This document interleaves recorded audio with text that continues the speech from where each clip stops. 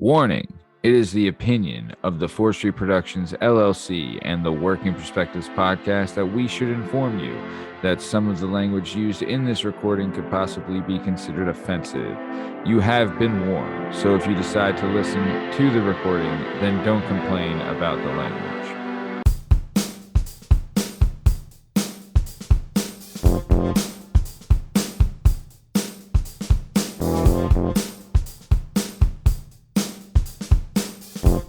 Hi, hello, how are you? Thanks for stopping by. Today we're going to talk to some real people about some real things, living real lives, doing real stuff.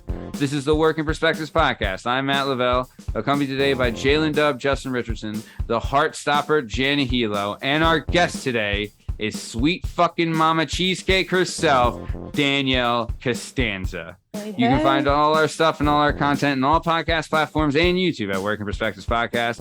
You can follow us on Instagram, Working Perspectives Podcast, and you can join us on the Twitter and the TikTok at Working P Pod. If you'd like to be a guest on the show, please email us at workingperspectives@gmail.com, and please like and subscribe so we can keep bringing you this sweet, sweet content. Jalen Dub, how we feeling, baby? I am good. Yeah, you sure are, pal. Heartstopper, Jana Hehlo, how are you? I'm super stressed and busy and going out of my mind. Well, speaking of going out of your mind, this is the Working Perspectives podcast. Let's get this thing started. Let's go. It's our objective to be effective by voicing societies. Working perspective, exploring your day and how you get paid. Launching a new episode every Tuesday. Your day can transform while we inform with new episodes available on every platform. So check out our vibe and how we get live. Then do us a solid. Share and subscribe. We're just sharing. We're just sharing. We're just sharing. Working perspectives.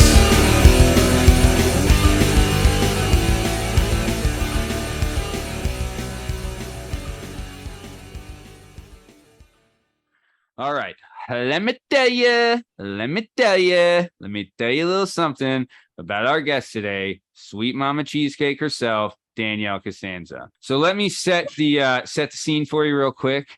It was a cold and dark December night in the land of the free and the home of the brave, Lansdale, Pennsylvania. I was hanging out at my house.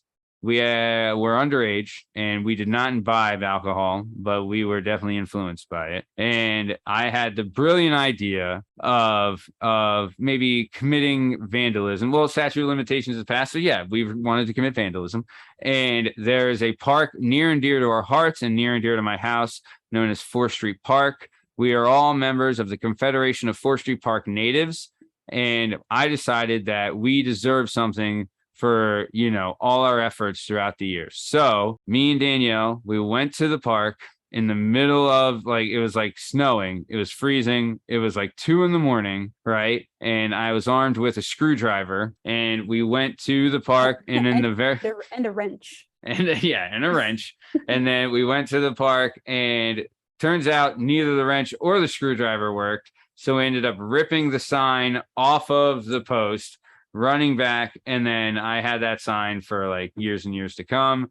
And it was really just a sign of our dominance of 4th Street Park. And it lived in our hearts. Terrible detective work. The foot tracks that just lead directly back to your house. Yeah, for sure. Yeah, 100%.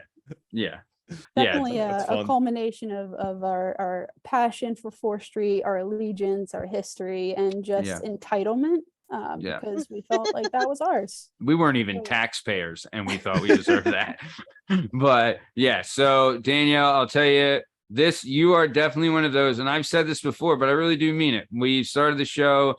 The time of recording, this is probably around our 180th episode, and when starting this show, there's so many people that I had pinned in the back of my mind, like, God, I'd love to get them on the show. And I'm so freaking happy to finally get you on the show. It took a little bit to get you here, but we will talk about that. But before we get started, I'd just like to say thanks for coming on. And I would like to ask, what movie do you think is better? The Godfather Part 1 or The Godfather Part 2? Part 2. Fucking ass Part 2 in your fucking ass, Justin. God, I haven't gotten a Part 2 in so long. One of the few sequels that I think is better than the first. Mighty Ducks D2. Yeah. Ninja Turtles #2. Secret of the Ooze. Secret of the Ooze is incredible. Incredible. Absolutely incredible. Have you watched it? I watched it not that long ago. You know what scene still holds up in number 1 in Ninja Turtles 1 is when they're on the porch and it's Donatello and Casey Jones and they're going back and forth at each other with insults, but they're going through the alphabet. So he's like he'd be like, A would be like asshole, and B would be like booger face, and C would be like cock nose. You know what I mean? Yeah, totally. They're fixing the truck. Yeah. And I think he called him Farfignugan for F, which was great. But I think Farfig is Farf PH. Who knows? Just Sam Rockwell is the kid getting the cigarettes in like the beginning of the Foot Clan. Dude, yeah. Oh yeah, Shout out Sam Rockwell, fan of the show. Shout out, fan of the show, listen to the show. But dude, no, Sam Rockwell. Love Sam. Great and everything. Dude, he's phenomenal. Love Sam Rockwell. So Danielle, next question. When it comes to Cheetos, are you crunchy or are you puffed? Oh, this is like Little Giants screamed all over it. It's crunch. Give me that Cheeto all day. Yeah. I mean, don't get me wrong. I love a good cheese curl, but give me the Cheetos. Yeah. 100% right. You're wrong. If you like puffed, you're a wimp and everybody knows it. Isn't that right, Justin? Yeah. All right, Danielle. This is the question. This is where we really find out who you are. This is who you are. The core. In this question. When you're eating wings, are you drums or flats? That's a great question. I'm going to go flats, and I'll tell you the reason why. If you hold it on vertical setting bone to bone, you can quite simply slide all the meat off on one end and then just from there. So I think for me it's less work for more ROI. Return on investment. Love it.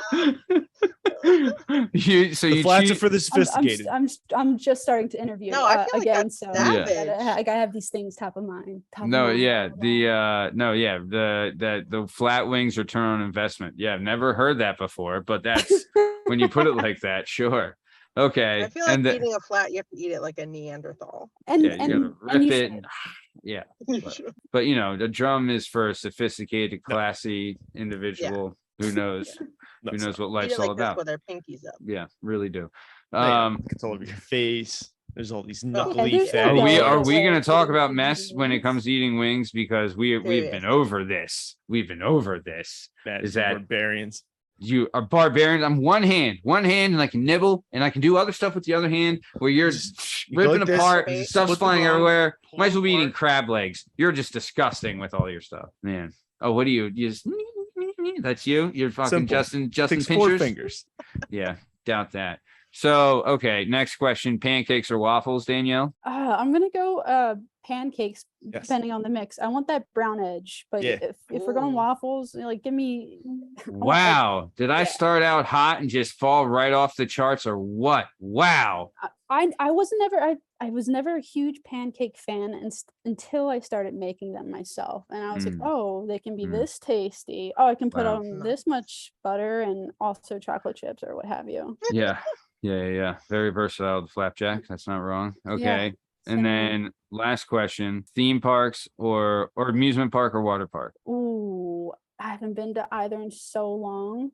I'm gonna go theme park because as an adult, I think water parks can just be like those floating band-aids. I'm just good. Yeah. I mean, I hate to sound like that, but give me, I don't want to. Yeah, I don't mean to brag, but I was at a resort this weekend. So.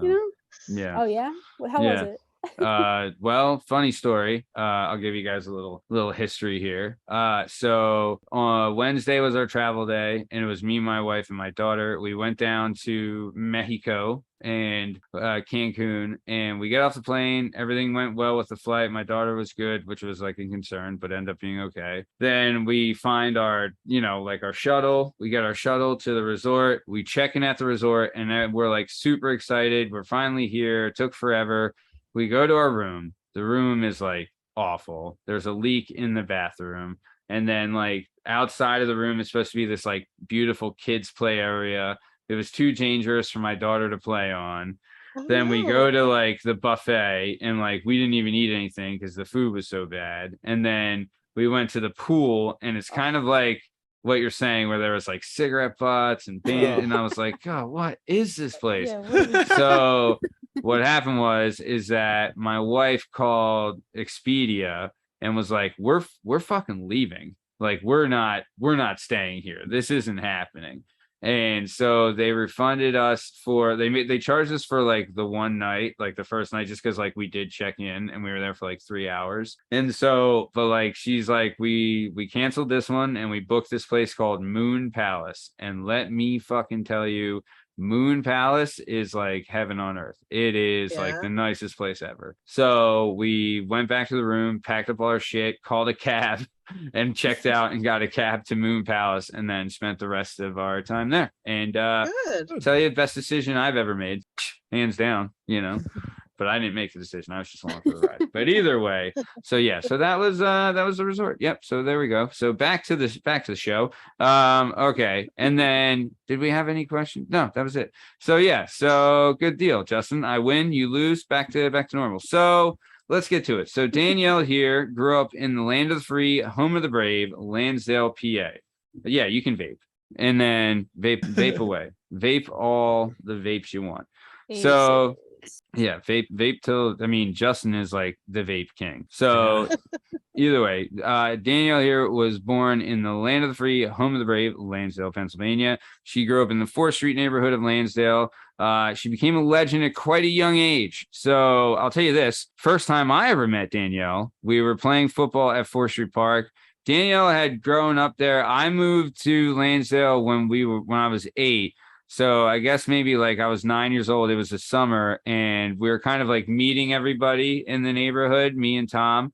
And we went to play football at 4th Street Park.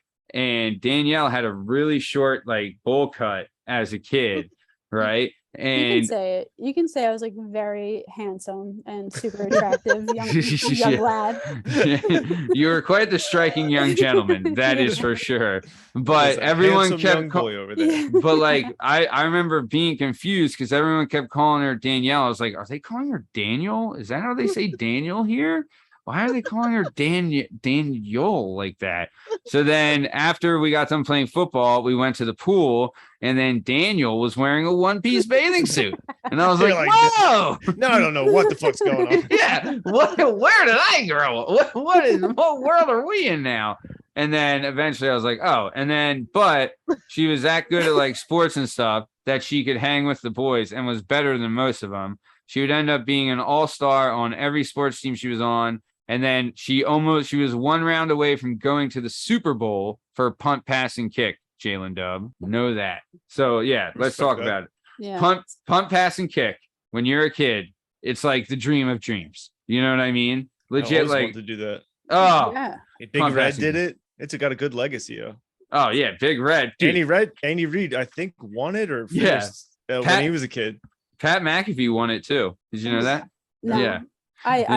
So it was circa 1997. I got to go to Vet Stadium. It was Andy Reid and Donovan McNabb's rookie year together. Yeah. And I got to perform at halftime, which was like fine, whatever. But I had such sweaty hands, which I can get still to this day whenever I'm nervous. And I'll blame it on the sweaty hands, but sure. I just did not perform well. So I came in 3rd place and therefore did not go to the Super Bowl, which I think was in San Diego.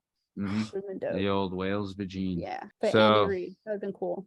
Yeah, meet them during their that is pretty time. Cool. Yeah, that is really cool. So we got to be back there. when Donovan ran the ball. It was great. Yeah. But no, dude, have you ever seen the video of Andy Reid at the pump, pass, and kick? He was a husky young He lad. looks like a 40-year-old. Are you kidding me? All these kids are like 10 and he's coming out there like looks like their dad. It was, I mean, if he would have lost, that would have been embarrassing.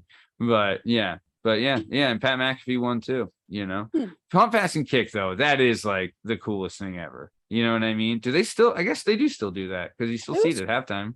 it was cool. It was like the first year they actually separated the boys from the girls, because there were like miscellaneous like girls that played, and Pop Warner participate in pump, pass, and kick. Yeah. And it was the first year that they actually separated the sexes, so it was just like a field day for me. I was like, Yeah. until I actually Beating had all some you real bitches. competitions, and I was like, oh. I mean, the real competition, it took the whole entire East Coast to find you the competition, though. So it's not bad. I mean, I'll take it. Yeah. Yes. But did you remember, I mean, like, did one of the girls from your thing ended up winning or no? Yeah.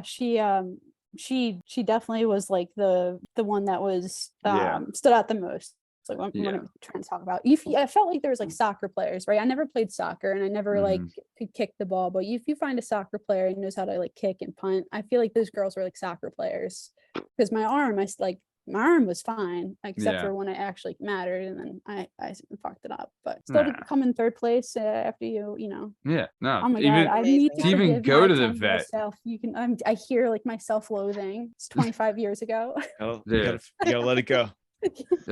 I'm at, dude. The other day I was at the Phillies game and I touched a foul ball and didn't catch it. You cheese dick. I'm a It's rookie. the dream. Yeah. No, I didn't think I was close enough. I leaned back as far as I could and it hit off like the side of my hand. I was like, oh fuck, was that close? Yeah. I If remember. only you were as tall as Matt was, you could have caught it. Yeah, I'm like 6'2", I guess. No, I'm 5'11", guys. Sorry, 5'11". But length, Yeah. I gotta. Yeah. I know you have to get through your blocks, but I have a super pertinent story to this. Go ahead. We don't have to get through shit. Matt, you and I and your brother and a couple other. I know exactly the story you're gonna say.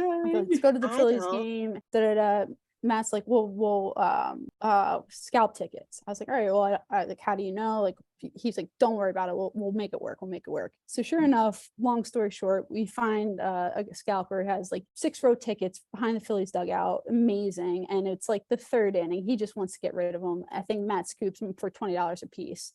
So like we're at like the 6th row. It's the Phillies dugout. We can't believe they're real and we're here. And every time there's an inning change, you go to the dugout and like throw me something, give me your gloves or whatever. So one of the guys threw me a ball. It was Ryan Howard. It was Ryan Howard. Yeah. So I like, and this is a dream, right? It's not a foul ball, but it's like I could not believe it. And I'm with a bunch of like 10-year-old, 11-year-old kids, like also vying for this. Yeah. So next inning comes down, like I run down to the dugout again, and this Chase Utley, I think, like makes eye contact to like this kid and like tosses him a ball, and I reach over and I catch it. I'm like, I got 2 balls. Yeah. I look over and Matt's like, you got to give it back. You have to give it back. So you were the actually voice of reason for me to give back that second ball. But I was being booed by the crowd. They were ready. They were ready to skin us alive. Yeah, they were like $20 we've ever spent. That was, dude. Honestly, you kind of miss those days. So this was probably like 07. So it was the come up year. Because 08 we won it, but 07, like 06 we started to see like Chase was kind of taking over the team and he was bringing like a new attitude. 07's where they made the playoffs and they solidified themselves like we're an actual contender, and we were like, but before they did that, right, you could go down on like a Wednesday night in the summer and it was like you could drink till the 3rd inning, you could get $20 tickets, and even if we paid for nosebleed seats, we could just walk down and no one gave a shit. You know what I mean? So like we were like sitting behind the dugout for that whole like season until they ended up making the playoffs, and then people started going to the games again. But it was like, honestly, I mean, I remember that because I remember it was legit. It was probably 10 kids and Danielle, and they all had like their baseball gloves and stuff, and she was just knocking them over. It was pretty great. But then we were like, hey, I was like, we got to give it to that kid, otherwise everyone here is going to kill us. But then it was awesome. That was like being that close, like seeing Howard and all them. I remember when we played the Yankees in the World Series, me and Tom had gone to in the same day, the Eagles played the Giants and the Yankees played the Phillies in the same day. Right. And it was a regular season game for the Eagles. And then it was the World Series for the Phillies. So going into that day, the Eagles played the Giants in the morning. So me and Tom, like, I remember going into that thinking like, fuck, we could lose to 2 New York teams in one day. Like, this would suck. But we went to the Eagles and Giants game. Westbrook it was Leonard fucking Weaver goes off. Dream Weaver was born, right? Worst injury I'd ever seen live. The worst. I remember who that is. Leonard Weaver was a fullback for the Eagles who had 2 incredible games. Then he was running through the line and someone's helmet caught him on the kneecap and pushed the knee back the other way. He was on Green Bay forever. Yeah, exactly. And it was so bad. Like, they'll show the replay on anything at the link. Anything. They did not show the replay. That's when you're like, oh shit, like we're in trouble. So, I mean, he had like, I think that was, he was like, he had like 3 touchdowns, I think, against the Giant. Like, he just went off. Great game. Everyone was super jazzed. Like, we got this new guy that we can add to the Westbrook arsenal with D-Jack and everything. And so, like, super duper excited. We win that game. So after we won the Giants-Eagles game, or the Eagles-Giants game, me and Tom were like, there's no fucking way we are not getting into that fucking stadium tonight for the World Series. So we left the Eagles-Giants game and we just went over to Citizens Bank and we just started walking around. And we saw some guys that were scalping, and I'm like, I don't think they have real tickets. And then we saw this one guy, this like nerd, comes up and he's like, well, hey fellas, and he like pushes up his glasses. He has like a binder, and he's like, I can get you these seats here, and I can get you these seats here. What are you willing to spend? And we were like, all right, buddy. So we got cash. Our seats were legit. Like, we found out we're pretty high up, but we got in. Like, as soon as they opened the park, we went in. Right. And so we went right down to like field level where it was like, like it's the first row right next to the fence, right next to the field along the first baseline. And we saw the Yankees have batting practice. And I remember this distinctly. A-Rod is at like first base. Right. And Tom yells to him. He's like, A-Rod, where's your fucking needles? And A-Rod just looked at us, pointed the gun and shoot, and then ran away. And I was like, this fucking guy. And like Jeter was there. And like I think we said something like, Jeter, we can't even talk shit to you, man. Your resume. Come on, dude. You're just the best. Yeah. But thanks for being you. Yeah, either way. But then like used to give out gift baskets at bank chicks. Yeah, it was like his one night stands. Gentlemen. Yeah, I would love to see like if someone actually had one of those. I would love to see what was in there. A Jeter gift basket. Yeah. Dude, I heard it was awesome. Like, we'd have like a massage gift certificate, lotions, a candle. Yeah, like a sign, probably like a signed jersey or something.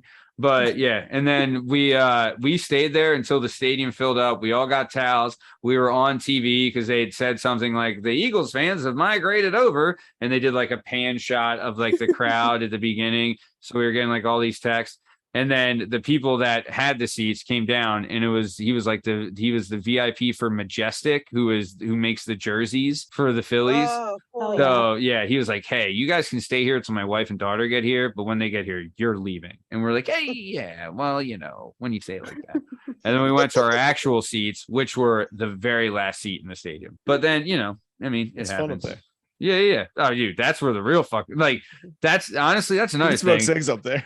that was back in the day. I don't know if it's still the same. Whereas like away fans beware. Like we saw because it really turns into a mob mentality. Because I remember seeing like Yankees fans just getting ripped to shreds and thrown out, and the security doesn't go near the home fans. They only go after, at this time at least, only went after the away fans because they're like, you guys are just causing the trouble. Like, there is a difference. If you're a away fan and you come in and you're just watching the game and like being chill, but if you're standing up doing this whole shit, like if you want it, you're gonna fucking get it. And that's just how it goes. But either way, I digress. So yeah, Danielle was in the punt, pass, and kick, and she did very, very well. She was also an all-star in basketball and baseball and softball. But let's get into some jab history. So, but not soccer. Definitely not soccer. I'll tell you, actually could have really excelled my expertise in punt, pass, and kick. Yeah, I'll tell you, I was on shout out St. Stan Soccer, Archdiocese champions in 7th grade, no big deal.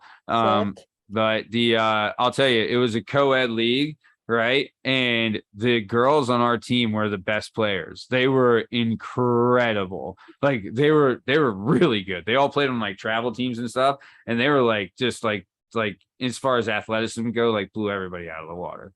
And that's why we won. because we were Shout great. out U.S. women's soccer, like all the women's soccer players, but Oh yeah. our like U.S. team is just nasty. And who's the Carly? I don't know her last name, but she lives right Simon. outside Philly. Yeah, and she Oh, the girl who really hit took the the game 50 winner. Yeah. no, that's Rapino, but there's Oh, somebody that's from like right outside Philly, Cherry Hill, yeah. and Yeah. kicked a 50-yard field goal just like fucking Oh, with Houston. no. When She was just sorry. practicing with the birds because Oh she's shit, friends with- really? yeah, because she's friends with Julie Ertz, so like they went Yeah. to practice together, and she just dicking around was like set Yeah. up a 50-yard field goal and drilled it. No. How Yeah. athletic is the Ertz baby gonna be? My God. I don't know, yeah, but I guess soccer is I wish I played soccer. I'll tell you this. I've I do actually too. yeah, shout out to Prime, Amazon Prime. They do a soccer show where it's Yeah. like they follow a team for a year. It's actually fucking great show because like all the coaches are Italian and they're like yelling in like this like English, Italian accent, and like it gets you pretty fucking hyped. And the stadiums over there are nuts. Nuts. But yeah, they do one. I think they did one for like Man City and Tottenham and Arsenal. I mean, it's a pretty good show. So either way, soccer, meh.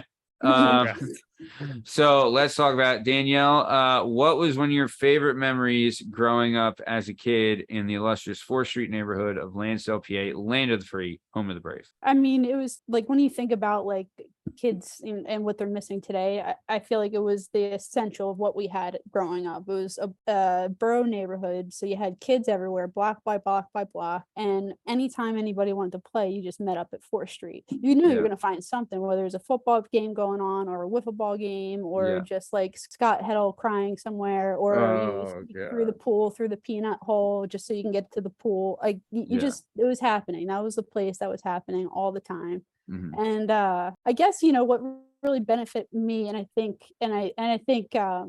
yeah, I guess you can attest to this, having an older brother, but I had an older brother that really kind of was my enforcer. So yeah, I was a handsome young lad, absolutely. but everyone called me Danielle because I needed people to know that I was a girl.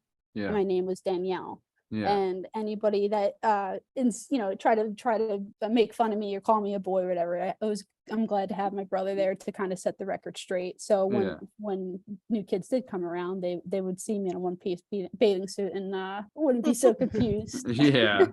I think I definitely agree. Johnny was there, and Johnny was definitely a presence. I remember being there, and I won't say who the kid's name was, but this one kid had done something stupid, and I remember Johnny like yoked him up and said, "I'm gonna break your fucking ankles, so you can't play football anymore." And I was just like, "Hey Johnny, I'm Matt. Nice to meet you." I was like, "I don't know, fuck you," but yeah, but no, I think too, it turned into like a brotherly aspect with all the guys in the neighborhood, where it turned Absolutely. into we would like mess around with each other and do dumb shit. But if there was any outsider that came in that tried stuff, they were fucking dead. You know what I mean? Yeah, I think that's what it absolutely. turned into. I mean, even the N-dubbers, like shout out to the Trumbauer family. Like Yeah. they showed respect. Bo Yeah. always respect. Like Yeah. there was lots of You definitely had camaraderie with going. Justin, Yeah. man. Because Justin legit was like bedmates with those guys, Yeah. Yeah. Dude, we've talked about, I would love to get the Trumbauers on the show. I'm a big fan of John and Steve, Yeah. It's been years, but yeah, it was just like then like you might play like football with other people or baseball, but 4th Street was just a common ground, and you would have people from N-dub to come play too whenever they were rolling the streets, and it was just dope meetup spot. Yeah. For everybody. Yeah. Everybody dug it. I agree. And it was I love fun. it. That you know sounds what I mean? great. Yeah, it was great. It was fun. I miss those days. I miss when your bike's your horse and then, you just go out and do the damn thing. You know what I mean?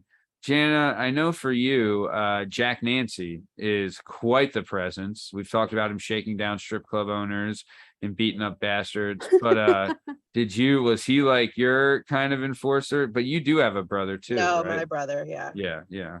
He was he took after Jack Nancy and was like, "This ain't fucking happening, bub." Yeah, it's so funny because he's like the sweetest, Yeah. kindest, most like of earth angel ever. And then he'll go up to you and be like, and then he'll like Life. skip away with flowers or something. Like, Yeah. it's really Oh, but that's like, also he's like gotten into some fights and like had to be pulled off, and then he would but like 2 seconds before that, he was like, Yeah. reading the Bible or something. Ah, He's just like, There's I all think born agains. I think from Jack Nancy, we have like this trigger where it's Yeah. just like regular and then kill. not a bad thing. I mean, No, I plus love it. he's your older brother, right? Yeah, 5 years. Yeah. Oh, so he's like, you're like his fucking little angel. You Oh, kidding? always. Yeah. From birth. Yeah. Six-year difference too, with me and my 6. brother. That But is he's not nice. a tough guy. Like he was tough. Like the persona was tough, which was fine because he had the age gap between the peers. But like he's not a tough guy anymore. Like I honestly, that's something I don't. So we'll show you your brother's name's Johnny, and that's his name, Johnny. And shout out, big fan of him. And that's something I always admired about Johnny is that like, because there's tough guys that don't have a personality or can't talk or just like try to live through their persona of being a tough guy. But Johnny, the one thing, I mean, he had so much courage just to be himself in an era where like following the leader was the cool thing and being this fake gangster was the cool thing, where he was just like, he was just Johnny. And honestly, fucking everybody loves John. He is the coolest. You know what I mean? Like everyone like loved hanging out with him, loved talking with him. And like, as far as an old head went, like he was older than a bunch of us. So he was just like, and he was always like getting chicks and stuff too. We're like, this fucking guy kills it. You know what I mean? And I was so, I don't know, but he didn't have to be like, I think when it came to his sisters and his mom, he was very protective, at least from what I would see. But but he didn't have to play the tough guy. You know what I mean? Like he could just be himself. And I think that back then, especially, took more courage than it would be to play some fake tough guy, yeah, for sure. I think that was well said, Matt. Yeah, it's true. But that's actually, so would you, both of you, agree then, like having an older brother like that is like, they adapt like a hero role? We'll start with you, Danielle. Is that something you always thought with Johnny? I mean, like, yeah, he was, because I have 2 older siblings, right? I'm like, just like Kristen's the closest, my sister is the closest person to me besides my wife. But my brother was just somebody I always admired. And it was because of that age gap, probably, that I got to see like him play football and my dad coach, and Johnny was the quarterback. But he was young and I was just still in diapers, but it sowed the seed. Yeah. And because I looked up to my brother so much, like I wanted to play football like him. And it wasn't, it was just very pure and based off of like what he wanted to be. When he liked the Orlando Magic, like Shaq, Shaq was the rookie. I wasn't allowed to like Shaq, but I could like anybody else on the team. So like Penny Hardaway was my guy. Yeah. I remember you had a pair of pennies. Oh yeah, the originals. It was like, okay, Scotty, Pippen and Jordan, and you had like Gary Payton and Sean Kemp. Yeah, Shaq had Penny, so he had Shaq. I chose Penny. Like, so there was always that kind of like, cute. Like you admire your big brother because I remember at your birthday parties, it was like the highlight of your party. You'd be like, my brother Johnny's coming too. You know what I mean? He might pop in for Manhunt. I don't know. We'll see. Yeah, and he did and he would, and it would like everyone would be like, oh, this is like everyone was so happy. And I remember like we would even like, it was one of those things where he would be sitting on the stoop with like a good looking chick, and like we would all come up. And I remember we saw Johnny had a soda can, and before he drank the soda can, he would take the tab, it would be open, and he would do like this with the tab before he would drink it. And then we saw that and we all started doing it because like, that's so fucking cool. You know what I mean? This guy. Yeah. But that's just, I mean, like, but that's just kind of like the older brother, like the old head thing that you see that you're like, oh wow, that's so cool, Yeah. And was that kind of like it for you too, Jana, with your older brother? No. Well, I'm super sensitive girl, so once he started like going to like junior high and high school, he was like a dick to me. Like, let's be mean to the little girl, stop following me around, but like because I looked up to him so much and just wanted to be around him and everything. And growing up before that, he was always like right by my side, so I kind of was like, cool, this is it. And then he was over me. But then time went on, just a little bit of time, and then we were best friends again. But how much older is your sister than you, Danielle? She's 2.5 years older, and it wasn't until like our 20s that we really bonded and got close. And conversely, my Yeah. brother and I is, really separated and kind of was estranged for a little bit. We're way better and connected now, but Good. yeah, the valleys and peaks that, you have with your siblings, it's unlike any other relationship. Mhm. I think siblings are the currency of life. Like, if you think about it, these are the people you're going to have the longest relationship, if you're lucky, Yeah. in your entire life. Yeah. It makes sense to really care for those relationships, put the work in, and hope for the longevity. And I always thought your brother, Tom, I always kind of had that like lens through Tom, as like he's like the cool like older brother that would do cool things and can flip a bottle cap and hit somebody between the eyes with it, or just like you just manipulate you or Alex to do or any one of us really to do whatever. Nothing evil, but just like, you want me to go pick up your dry cleaning? Sure. Not that he had dry cleaning. You want me to go to Juliana's and get you? No problem. Yeah, I'm happy to do so. Let me order that for you. No. Yeah, you're not wrong. Yeah, he had that for sure. I remember my mom had said one time, if Tom was gonna be like, she had said like me and Alan, like if Tom were to be a priest, me and Alan would have been priest. You know what I mean? Like, it just is like whatever he was doing, we were gonna do too, in a way, which is true, But I think the one thing that they do say it's true is that you like, because I remember we would fight all the time, and our parents would be like, one day you guys are gonna be best friends and blah blah blah, and it's true. You are, and but I think you have to go through that fighting stage to realize how close you are with that person. Go ahead, Justin. I have the opposite end of the spectrum. I have a little brother who's 3 years younger than me, and he's a literal redheaded stepkid. And I've gotten the shit beat out of, like, both of us have gotten beat up numerous occasions. Sure. I've had one time, we're walking home from school, this kid kicks his backpack. I turn around, rock the kid who kicks him, and then look up, and his older brother is standing there. No. Shout out his older brother, who's 2 years older than me. In the reporter the other day for having a shootout with the cops in Lansdale.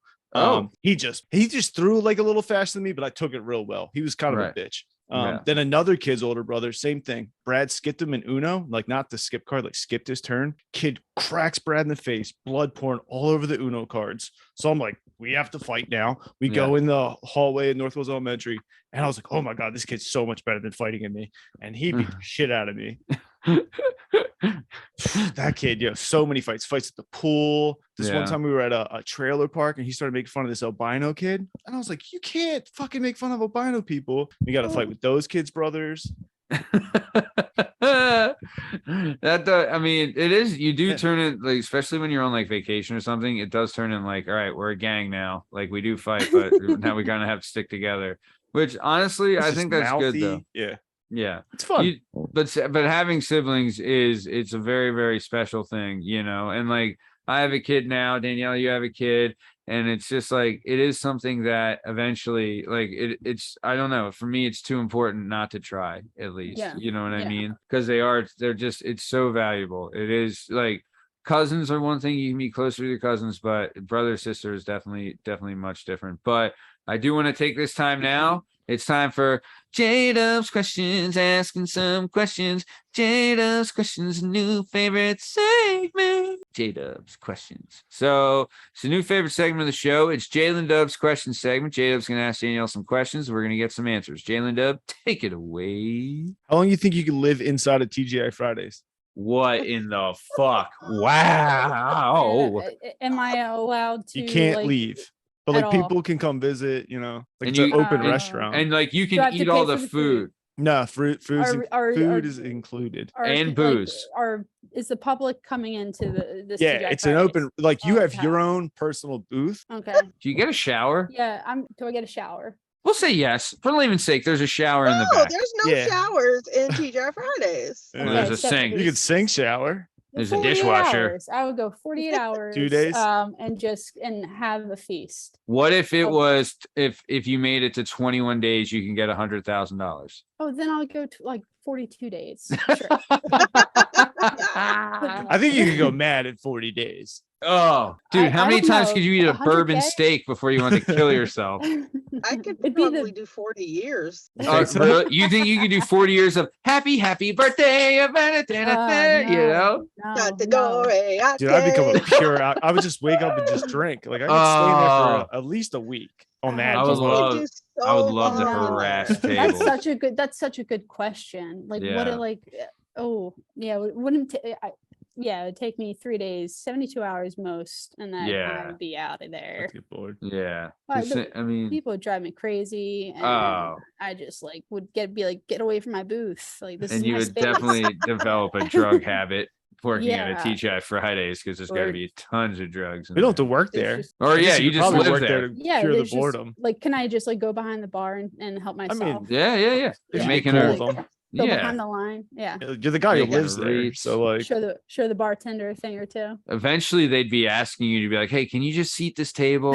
Oh, do you mind Yeah, breaking down that table? absolutely. Hey, can you get out of your booth they house for close the just a night, say minute?" goodnight to Yeah. you. They tuck Yeah, you yeah. in. All While right, you're see you sitting there, tomorrow. Oh, you can stay. Roll up. Mind locking up? Yeah. Hey, yeah. We need 100 roll-ups. You mind doing that? Can you flip just the sitting expo there. line? Yeah. Yeah. And you'd be so bored after like the fourth day. You'd be like, "What do you guys need?" "Oh, yeah, for sure. I'll fill up the fucking range dressing, whatever you need." But Oh yes. my God, I would live so long there. I'd be so fat though. Oh God, the food there is Long may Just you waddling reign. around this TGI Fridays like a monster. oh dude. Just hammered at 10 a.m. They're like, don't mind him. He lives here. Can I He's- switch from a booth to a table? I can't sit at the booth anymore. The smell coming from that booth is awful. Yeah, you're just living off of Long Island iced teas and chocolate cake. It's gonna be like Molten lava cake God. just all over your face. ugh. Oh, I it just sounds want to so stay good. in the TGI Fridays realm. I worked at Houlihan's, and they had a special, like a half off happy hour, and they sold pitchers of Long Island iced teas, like Ooh. pitchers. It would be like a quart that you could drink from the pitcher. Yeah. And for like a top shelf like pitcher, it'd be like $5 during happy hour. So No. people would just get just completely black out, and it Oof. would be a sight for sore eyes. It was my Oof. like Oh my really first gosh. introduction to the restaurant industry and people's sorrows. Yeah. Are they still open? Because I'm gonna go after the show. I don't know, but I would love to know, not where I work, but there's got to be a Houlihan somewhere. I would. And if they do still have pictures of LITs, go for it. I lived across the I would- street from this bar that would have 50-cent drinks from 11 to 12 on Saturday night. And I wouldn't even be at the bar. I would just get up from the couch, walk over with $20 and go, give me 40 or give me 40 vodka and pineapples. And they'd be like, are you serious? I'm like, I'm dead fucking serious. And then I would like stack as many as I could, just walk home with them. Damn. The good old days. Shout out Tex-Mex, fan of the show, listener to the show. Old Tex Mix. Yeah. That was So West Point. Yeah. It's pizza time. so- Okay. pizza time. Good old pizza time. Get a little pizza time. Nice. Okay, J-Dub, next question. If you could domesticate any animal, what animal would you choose? Oh, great question. That is a great question. If I could, that's a great question. I guess I would want to like a lion. I would want like an actual like lion cub, like a lion. Even though I have a cat and they can't be domesticated, they can be tamed. Or like a That- hedgehog. You wouldn't want anything that flew? I would love like a falcon. No, because like I mean, like they could still fly and come back to me, right? Yeah, of course. Like I'm not clipping their wings. No. Then Well, like if it's a, domesticated to the point where like you can control it, like it'll behave. then a falcon that like does my like dirty 'Cause I work s- would be I great. s- I saw this Yeah. bird. This guy trained this bird to steal money, yo, and it does it. Like he feeds it and it steals Oh, I saw bills. that. What I wa- kind of bird is it? I don't know. It looks like a raven. Like it's Like a a little black pigeon. bird. Oh. Yeah. It Oh, could be a wow. crow. You can Yeah. train crows are incredibly smart. I live Really? in Florida right now, so I'm like in a bird sanctuary. And crows are super, super smart right now. They're being trained in London to pick up cigarette butts and like toss them out. Yeah.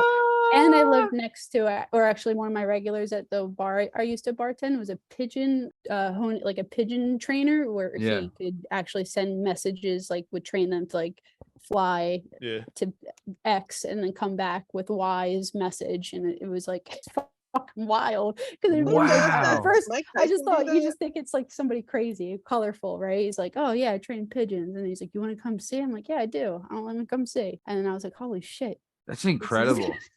Somebody has like pigeons that they've trained. Who is it? Tyson. Like someone. Tyson Okay, Tyson that's did what I it. thought. They Yeah. killed all of his pigeons. He kept Ah. he had no friends, kept a pigeon coop, and then the neighborhood gang killed his friends, his pigeons.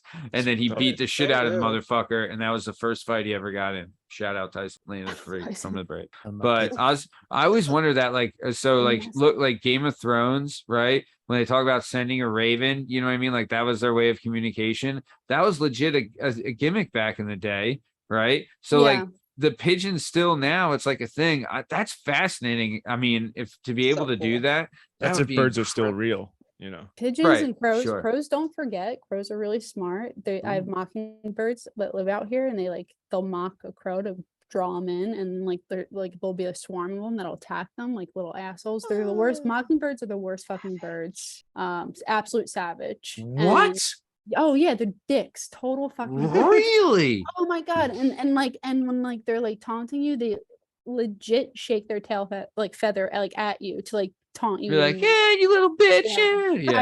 I saw a crow get Just- attacked, just like murked, like out of nowhere from they call them in because they can mock them, right? So they're making their crow sounds. They're like, hey, Benny over Yeah, here. crow comes in like sure enough with like straw in its mouth, just being like, hey, all right, well, Hey all right." guys, where's the party? Yeah. And, like there's just a swarm of mockingbird just like attacking. Man, But Attack no, them for maybe what? Do they eat them? it's like a prison rape scene. they're, My like, God. legit- like honest to Birds are God, dicks. in the in the bird They world, are. it really is. Aren't blue Like- jays dicks too? That's what I was just gonna say. Blue Jays, aren't they notorious bastards? Yeah. Bunch Yeah. of birds are dicks. Yeah, like Birds hate really me. real mean. If you could Okay. fly and no one else could, though, I'd be a dick about. I'd be very snooty about it too. Forget it. I would judge all of you land creatures like the filth you are. Yeah, Yeah. They're nice just- feet. Yeah. Look at those arms. Bet you can't even flap them, loser. Yeah, Sucker. nice. All right, Jalen Derb. Next question. A you bald get- eagle. That's the answer. Yeah. Yeah. Alright. If especially too, if you could like Oh, that's so domesticate it to beautiful. carry a camera or something and just be like, Yeah. hey, scope out what's going on over here for me, and then pick up the money and then come back. Great. Yeah. Yeah. Yeah. Oh, a drug mule. Is that a bald eagle? Oh, you're Patriotic. God, so oh. American. Maybe an God. ostrich. I wonder if the Ostrich would be fun. Mexican like yeah, I we always do. wanted. I always wanted to ride an ostrich. Like legit. Ever since a Swiss chi- a Family child- Robins? No, Yeah. just as my own like No. brain. When I first saw an ostrich farm, and I was like, I need.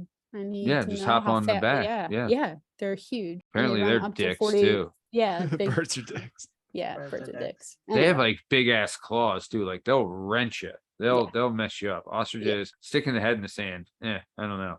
but they But can yeah, they can move and they will mess you up. Damn. I mean, yeah, I wonder if there has to be. The drug cartels have tried legit everything. I guarantee they've tried domesticating birds to be able to carry a package. They do Like- drones. Oh yeah, I guess that's right.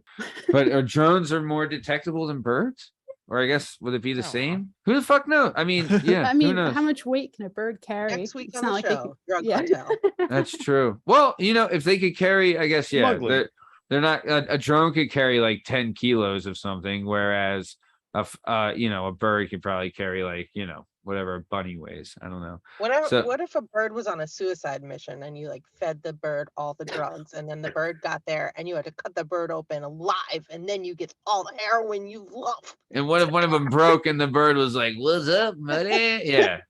and he forgot where he was flying to. Could you imagine a bald Bird. eagle all fucking whacked out on some Hehlo? You know what I'm saying? Like, Yup. This is forget in about it. Canada. This is in Canada. This Man, is- it's really man. Oh my I damn. got goodness. 15 coked out this- falcons in my apartment right now, and I don't know what the fuck to do. have you seen that like picture of like a Saudi prince and like his 200 falcons on an airplane? Like he has the whole his whole airplane charter for is like falcons. I mean, if you want to Google, it'll pop right up and you'll be like, Saudi wow, Prince Falcons. Saudi prince flies falcons. Falcon plane. Commercial, Wow. commercial jet. Yeah, it's one of the Falcon first things that DJ. popped up. Oh my god. Okay. Oh my fucking God. This is okay. I'm going to share my screen. So for all those listening, I'm about to share my screen and holy fuck balls. This is nuts. Looks like they had better seats. Like, look at this one.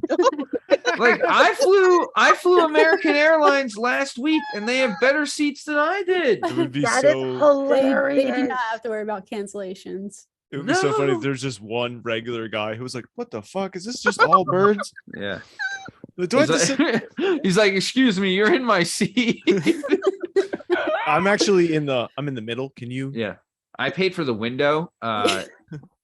Damn, this is one of the big motherfuckers too, because it's got the 2 on the outside and the Yeah, he 3 gets in the the middle. armrest. Oh yeah. There's You don't fight for the sofa armrest in with the there. Falcon. And it says they fly first class as they should. Oh, of course. I mean, it's a Yes. Falcon. I mean, Yeah, all except the already warm do. towel. 80 Falcon. Wow. Well, shout out Falcons, fans of the show, listeners of the show. Wowee. Well, great share. So for those listening, it legit is a bunch of birds with eye covers sitting in every seat on a fucking massive plane. This is like a Please Google 747. this. Yeah, definitely Please Google Google. this. Yeah. Saudi Prince flies Falcons on plane. Google away. All right. Let's keep it moving on down. Jalen Dove, Okay. next question. If you could have a celebrity pallbearer, who would you choose? Oh, Paul Bearer?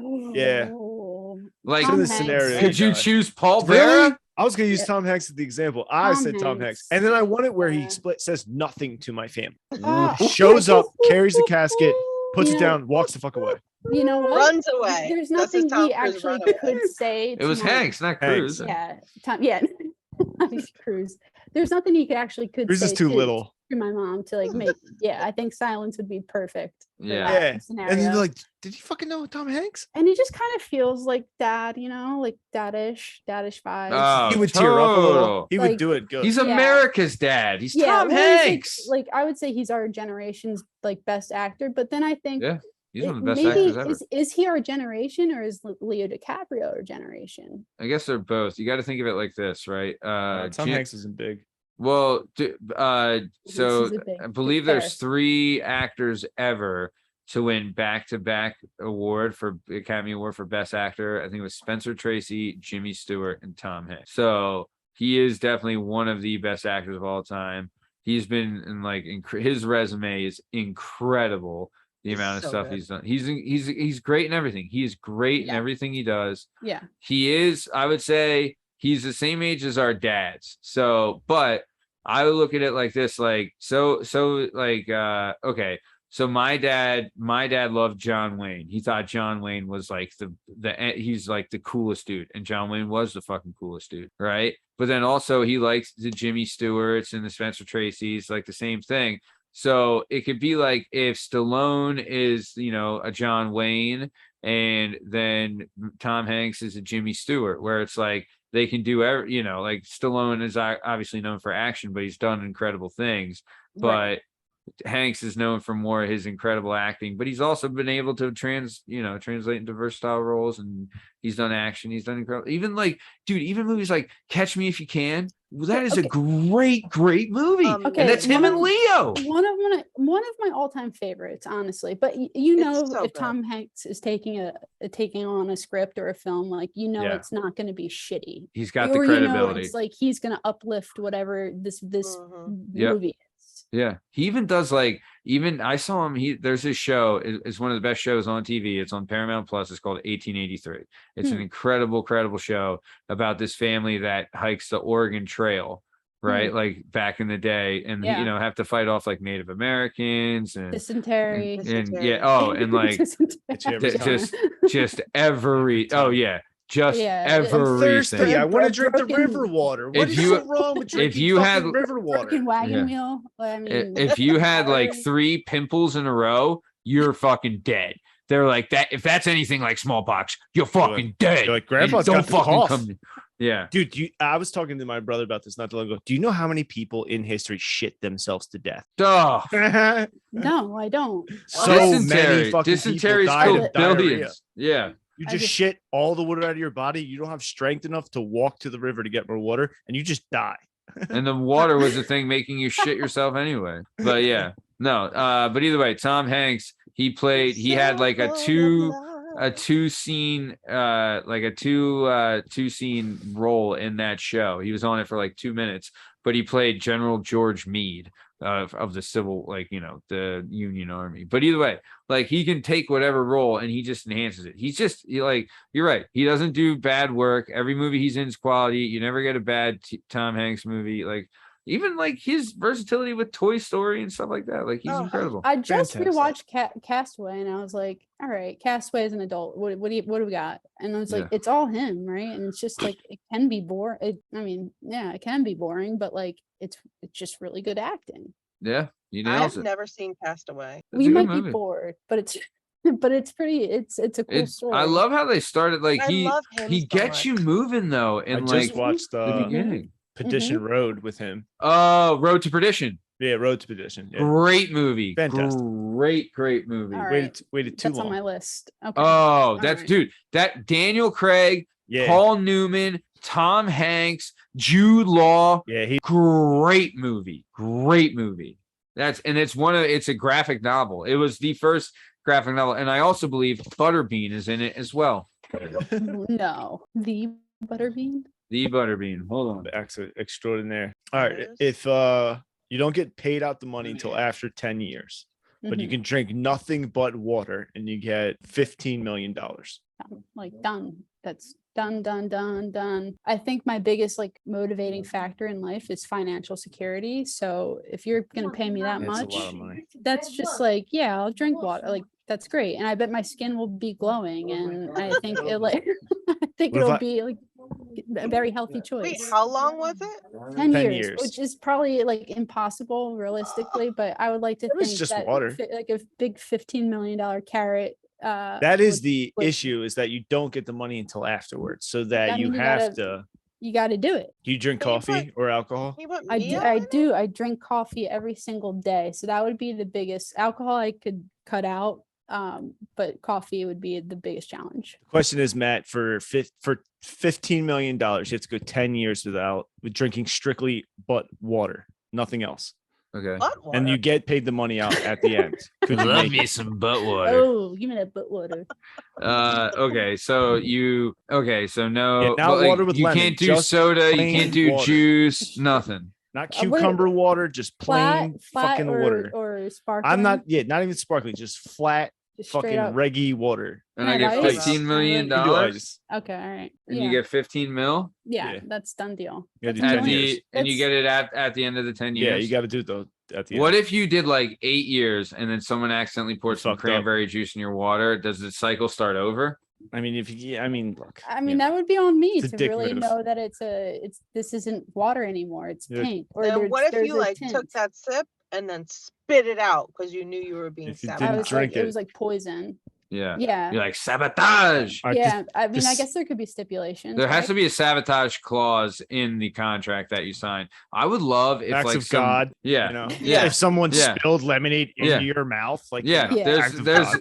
there has to be, but there has to be like an insurance claim that can go along with this, and like an endorsement of like, look, it was at a birthday party, because you can eat whatever you want still, so you can still get your sugar fix through other things. You just Yeah. can't drink You juice find a or way to soda. caffeinate yourself, I'm yeah. just gonna Dude, that be, first- I'm just gonna be hydrated. That first Coca-Cola hydrated. that you have after the 10 years will be, oh, dude, I'll tell You you. probably hate it. It'll probably be poison. I'll When probably you- just like Yeah, when you get a first like crisp soda, oh my god, like a Sprite. McDonald's Coke. why does it like oh, fountain McDonald- soda like- just hit different sometimes? Like I McDonald's don't- I- Sprite like clears my nasal passages. sometimes I just want like a fountain soda, like Coke and like Yeah. Not Dr. for certain places. Pepper. Chick-fil-A Fries, and yeah. McDonald's both have good fountain sodas. Oh, Reliable, Chick-fil-A is trustworthy. incredible everything. It's Ah, fucking I- Chick-fil-A. I'll get on my soapbox. Fuck Chick-fil-A. I'm gay. I know. Oh, they're yeah. they're Say- okay. pieces of shit. Yeah. Right. But the I don't But follow fuck their Chick-fil-A. I don't follow their beliefs. Christian values Yeah. and closing Fuck on Sunday. Chick-fil-A and their who delicious ass supports food. them? Who supports them closing on Sundays? Get real. This is Yeah. 2022. I'm not about that, but I fucking But love their I number hear it. one deluxe or like a fucking 30 piece. Oh my dude, I'll crush a 30 piece like in a second. It's just fucking I mean, like yeah, they hate whatever. But I've seen the people that work there, and Yeah, they're hate fucking, you. they're gayer than a $3 bill. Like, come Dude, on, like these This kids one are lady, like, at there's the- definitely, you know, I get Chick-fil-A breakfast a lot because I have fucking addiction issues. And Yeah. this lady is so fucking happy. It like pisses me off it now. Like What is she's she- just what is she she's on? just ecstatic at she's fucking on the Lord Jesus. pumped. My pleasure. Big smile. Oh my She's God, happy you're she doesn't not have this- work on Sunday. I'm high on the Yeah. Lord. Yeah. Wait, what do you get for breakfast? I've never had Chick-fil-A. Ooh, I get all Yo, kinds of shit. chicky Some chicky days, blah. so if I'm hungover, I just go double hash browns with a soda. Bang, bang, bang, bang, Oh. Chick-fil-A sauce. What So soda? some of them. So look, there's one. Look, I'm on the road a lot. So there's a Chick-fil-A by Sesame Place that it's the only one I found. They have a large hash brown order, and the chicken there is cool. And I'm like, yo, can you cook them hard? And she's like, what? And I was like, you fry the like the fuck out of them. She's like, yeah, I got you. And I got a big double order. So anytime I go in there, it's the best you can get. But like at your normal Chick-fil-A, come in like a single 14 package, their hash browns are those fucking bigoted bastards make the goddamn best hash browns I've ever had. Yeah. I've never had. I'll have to try. They Those it. little might be round some boys? gay hating bastards, but Yeah. they can make the fuck out of some chicken. I'll tell you that right now. They're not very open, but you little They're- ketchup, yeah. little Chick-fil-A sauce. Oh my god! And I've now been drinking sodas like before that, like at 8:15 in the morning. I'm like, this isn't healthy, but I can't stop doing But it. down the hatch we go. But I'm pulling in. I found a hair in my Chick-fil-A sandwich this past weekend. Yeah, Oh. the And ducks. I've only had Chick-fil-A like literally that was my 4th time in my life. And I You're out of your tweeted mind. it. I was like, shout out Chick-fil-A, fan of Working Perspectives, because I got a hair in my sandwich. And there was like 20 people that wrote me, we're so sorry, what's your address? So they're like sending me all these coupons now. And now I'm gonna like Nice. What? I'm share gonna them put with hair on you my guys. sandwich. Or you can just tweet them. yeah, tweet just them. tweet them and they'll be like, "We're so Tweet them if you sorry." got them. Okay, Justin. I What? got one more. The same question. 10 years. You got to do it for 10 years. You get paid out at the end. You have to eat all your meals standing, all food standing. I think I did that for a while, anyways. Like working in the kitchen. Like I worked in kitchens and bars from like the age of 19 to 30, whatever, 35, and I ate most of them standing up. I mean, you stand at the bar. I only thought of you're this in the because back. I eat 40% of my meals in my car, and I love it. Love sitting in Really? my car. How It's- good What's is your the eating while reward? driving game? Like, dog. I got the sauce. I be dipping while I'm driving. Wait, I- I have the sauce holder that goes in your fucking vent of your car, and you Like can the put Shark sauce Tank, in it. the guys from Oh, Shark I don't Tank invented know. that. Yeah, it Maybe. is. I got it on what? Amazon. Wait. It's like Yeah. a thing, like a thing that'll hold your sauce for like Yeah. your food. Yeah, you Yeah. clip it in your vent. That's fucking genius. Whoever thought amazing. you are a fucking genius. I don't want Wow. Hey, to listen. brag or anything, but Do I it. would drive from Lower Manhattan through the tunnel to Brooklyn, Yep. while eating Chinese food with chopsticks in a stick Oh, shift nice. because I was hustling from one job to another, from like going from my office job to Epic. my bartending job. And I was like, I'll always remember this, like actually just like I don't care, like I'm doing this. And so yeah, my whip skills and while eating, it's the essentials. It's like, what do you need for the essentials? I need to eat. So I'm gonna make it work. Only one time I'm eating a double cheeseburger from Burger King. It's on my lap, and somebody breaks short, and I downshift hard as shit, and it just flings it onto my shoes, and I can see I have the burger on my my left foot, and my foot's on the clutch, and I'm just like, God damn it. Yeah. Bad. One asshole ruined it for I remember. Shout out my Aunt Fran, fan of the show, listen to the show. Love Aunt Fran. Danielle, Aunt you know Aunt Franny. Fran. Yeah. Aunt Fran's the Shout out best. Aunt Franny. I once saw her one time. She had a Geo was her car. It was one of those little Geos. Yeah, She- Geo Metro. Oh yeah. Geo Metro. She Yeah, was Prism. driving her car, eating a plate of spaghetti, smoking a cigarette while driving stick shift all at the same time with me and 2 other kids in the car, and fucking crushed it. Just saying. I was like, I don't know what's going on, but this is fucking impressive what I'm witnessing. This is incredible. Yeah. And that was that was the deal. So Fun there you go. fact, Aunt Franny taught me how to parallel park in a stick shift Aw. at 14 years old. So I I don't know if she ever remembered that, but I just feel like I owe her a lot for the basics of parallel, which she had a lot of, she has a lot of knowledge of. She was like the parallel parking queen. She taught everybody. But all right, Justin, So any would you more stand questions? up and eat or no, No. Danielle? Yeah, you're gonna stand and eat. Stand and eat or No, what? likely not. I really enjoy eating, and I want, like, that's my leisure time. That's my time for myself. Yeah. And you know what else I hate? Also working in restaurant world forever. When I was bartending or serving, and get that break to just sit down and eat between shifts or whatever, when people come up to you and talk, and like, I'm just like, bro, like now I have to stand and eat, so like I can hide behind the bar a little bit, like, you know what I mean? Yeah. Like, those people are just a different type. Yeah. Don't talk to people while So they're no. eating. Yeah, I like to No. enjoy my meals. That's a good Yeah. point. I do enjoy the sick. Yeah. I It mean, I would be can eat on tough. the fly, but like when it comes to like push comes to shove, I like to like cook. Imagine and I being wanna at like sit Christmas down, I wanna- dinner and you're the Yeah. only one standing for 10 years. You're like, oh, someone passed the turkey. Yeah, thank you. Yeah. So What that's you doing? That Yeah. from the other room. yeah. Okay, so let's keep it moving. Jana, Cute Questions Corner is up next. It's now time for another segment. It's Jana's Cute Questions in her corner. It's still Jana, mementos. Cute Questions in her corner. Questions. Jana, Cute Questions Corner. Man, all these what questions toast, coming at Justin? What are you. you talking about? That's an original jingle that I made up myself. I thought you were gonna What keep changing it. those? Yes. Yeah. What those? Go ahead. Janana Banana ask away.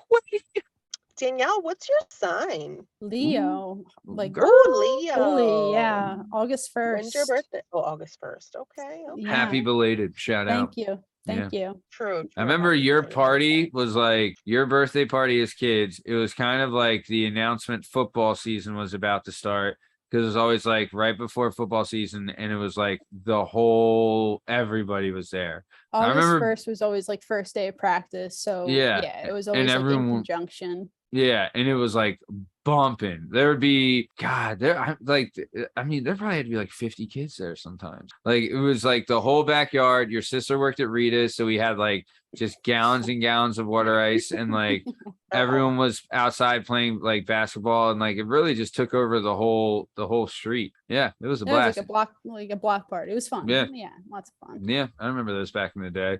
And then we had Peter Pan nursery was in your backyard. Yeah. God, oh man. Oh, what are you gonna do? Lots of times jumping Good off old that little times. school. Oh yeah. So nice. All right. Yep, Jana, sorry, keep it moving. That's okay. So when's the last time you cried? Oh, like yesterday or 2 days ago. I recently had a baby, or I didn't have a baby. My wife had the baby.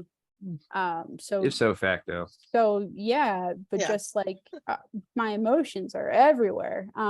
If I'm being totally How old honest, is the baby? 3 months. So I guess Yeah. Danielle was originally booked to be on the show in May June? 17th. May And 17th. On May 17th, exactly. Yeah, you're booked to be on the show on May 17th, and that's when your daughter was born. Is that Yep. right? Yeah. Oh, that's awesome. So that's why we had to reschedule originally. I know. Yeah. Like, what the hell? Get your Some priorities things. straight. Yeah. But I was like, no. listen, I don't know if I I can hate make her it. baby. yeah. But yeah. And then beautiful baby girl. How do you, I mean, I know we're getting off topic, but life as a Okay. mom, best thing ever. Oh, totally. I mean, yeah, it's all the things people say, right? There's like your just like truth, your staples that it's like you don't know until you know, la Yeah. la la la la, and that's all fucking true. And then like when you're in it, you're like, oh God, like what did I do? But then like at least what I'm realizing, the more she grows, the more she's like realizing and like becoming a person and with a personality. It's like, oh shit, this is fucking awesome. Like Yeah. So I get to make you laugh and I get to like do things with you and just be like, and it's just it is joyful, but it's also like really, really hard. So hard. I mean, it honestly, I remember thinking like, there's no way I could like, I know we're having this kid, but I can't love anything more than my wife, you know, like I Yeah, oh love my yeah. wife more than anything, and I do anything for her, and like she's my everything. And then I had this kid and I was like, who the fuck is my wife? Like what Yeah. the fuck? Like what the Never fuck was heard. I thinking? And then like, but it's so true. But it's also you have like this understanding with your partner that it's like we both love this kid more than we love each other. right? Yeah, You yeah. know? And I think like specifically for a gay couple, like this was very intentional, and we got super lucky, with our first try that Oh, we awesome. were able to conceive. But Uh, it's just like it means so much to so many parents. But I do think that having the genetic card stacked against you, it's hard to like make sure that you can get that. how can I ask, how Yeah. did you, like, how does it work? Oh, Did- so we did IUI, which is straight up turkey baster. And okay. I won't say the clinic we used because they broke protocol for like my sake. And it was actually, she was conceived Nice. September 6th, which was of last year, which was Labor Day. So we came in, the whole office was closed, but if the dates align that's where you're ovulating, you come Right. on in. So we Yeah. went on in, and they're like, do you like, my partner's on the bed ready to rock and roll, and they're like, do you want to plunge? And I was like, what? What was that? What? They showed me like the syringe, and I was like, oh. And it's like something I didn't ever think. And I was like, yeah, definitely I want to plunge. Yeah, let's do that. So yeah. so they you do it in certain increments, and there's a procedure. So it happened. We got super lucky, and Yeah. and then from that to like I got to cut her umbilical cord, which is it's like, for what it's worth, it's as close as like I got to plunge, but then I also got to like start the life outside of the womb as well. Oh, that's so Yeah. cool. Yeah, But that's so the, I mean, it it's was really beautiful, and it was yeah. just very. I think it's the intention behind that, though. It's like there's plenty of men out there that have committed the act the old-fashioned way, so to speak, and have not been there and had no intention of being there for the child. Right. And there's women that have Mhm. have done the same thing in a way, but the intent's there, where it's like you wanted to conceive, and then you want to be the mother of this child. Right. So that, like, the intention is more than anything. Right. You know what I mean? Like, this is your baby and you want to be part of it. And it's like, yeah, like the plunge and everything, but even had you done that or not, it wouldn't have mattered, because you are the one that wants to be the parent of this child. Totally. And that means more than anything else. It means more than conceiving, means more than cutting or anything. Totally. So yeah, no, I'm very proud of you. And it's a beautiful thing that you're able to do that. And, honestly, like we were talking about this pre-show, we live in a different world where you don't have to be afraid of this acceptance. And like, I think this is something that people want to see. And I'm excited to hear the stories and see the process that you go through with your wife. And I think it's going to be incredible. And it's just going to make a more open and individualized human being, and that'll better the world. You know what I mean? Thank you, man. No, I like really appreciate that. And I hope more people can adopt that sort of viewpoint towards. I would so much rather have two moms. Right. You would have loved dads. I would trade in my anything. 3 dads Not for me. just one more mom. And You never even met your real dad. No, Justin, I'm sorry. I shouldn't fucking say that shit. I'm sorry, man. I know. You I have Can't wait to Yes. book that No, baby just on the kidding. show. That's gonna be a good one. She's great, but yeah, no, there's definitely a balance. My wife keeps me balanced. Can we ask, was Let's it do- my mom never competed in the punt cake challenge. I can't wait to teach her so many things, but Yeah. like also like I don't know, it's all like are you yeah, go ahead. how did she, was it natural birth or C-section? Natural. Yeah, she just like, so my wife is she's petite, she's very small, Mhm. super cute. She's not and tall like me. I'm 5'11". Yeah. I know that about you. So she carried small like her whole pregnancy, and then towards the end let's just say her maintenance fees are not low. Right, So right. like sometimes like she can be like this, that, and the other, and I'll be like okay, and then other times I'll be like, oh, you're serious, okay. Yeah. But it's hard to distinguish time to time. So Yeah, towards the end of the pregnancy, she's like really like going through like all of the Pain and things, discomfort. but also like this has been 9 months that I've been hearing Yeah. this, same. Yeah. It's She's tough to gonna know. listen to this. I love you, Emma. You're amazing. I can't believe you've given me the greatest gift in the whole world. Okay. So turns out during the whole last week, we had a scheduled like induction date, and Okay. walked into the hospital and she was already 5 centimeters like dilated, which everyone's like blows their mind. They're like, what? Yeah. So she was basically in labor. She was laboring for 4 or 5 days prior walking in without like even like blinking, or she was in pain, but like she just like housed it and like just like crushed it, and then like just made the process so much easier when actually we're in the hospital. And I don't know, I just like once you see your partner do something like that and like what that is, and you're like it's just a whole different perspective on who they are and like what life's about. And like I don't know, I'm a woman, I don't know if I ever want to do that. It scared the shit out of me. Fuck yeah. Dude, it scared the shit out of me. I was like, thank God. Dude, I remember my daughter was a C-section, and I remember they had my wife strapped down like she's on a fucking cross, and like I'm standing behind her, they have a curtain up, and I'm like talking to her, like looking down, and all of a sudden I see like this, and like they're like pulling. I was like, what the fuck is going on? And that's because they're taking the baby out, and then you smell this smell. It smells like bacon, and I'm like, what are you doing? They're like, they're cauterizing the wound. I was like, what the fuck is going on here? But oh my God, I would be so hungry. Yeah, you're childbirth. Yeah, I was like, who ordered the bacon double cheeseburger here? I'm fucking ready to go. Chick-fil-A, where are you? That human is banging, yeah. Yeah. I said I want my hash browns well done. That artery smells delicious. Yeah. So Jana, sorry, we kind of went bird walking. What's your next question? So Danielle, who was your childhood celebrity crush? Ja Rule. Definitely DiCaprio. Leonardo DiCaprio. Leo. 1997. But my very first, who I can remember.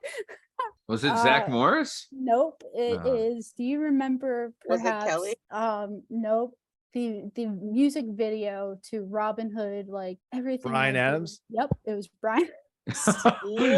You're Three Musketeers. Age 5, like yeah. You're talking about the music video for Three Musketeers with Bryan Adams and Sting. These 5 words I swear to you, I'll be there. No, right? That one. No. All for one. No. And it's all for one. All for love. Right? Maybe. No, it's the I would die for you. Yeah, that's it. That's would die. Yeah, thank you. That's exactly what I was just singing.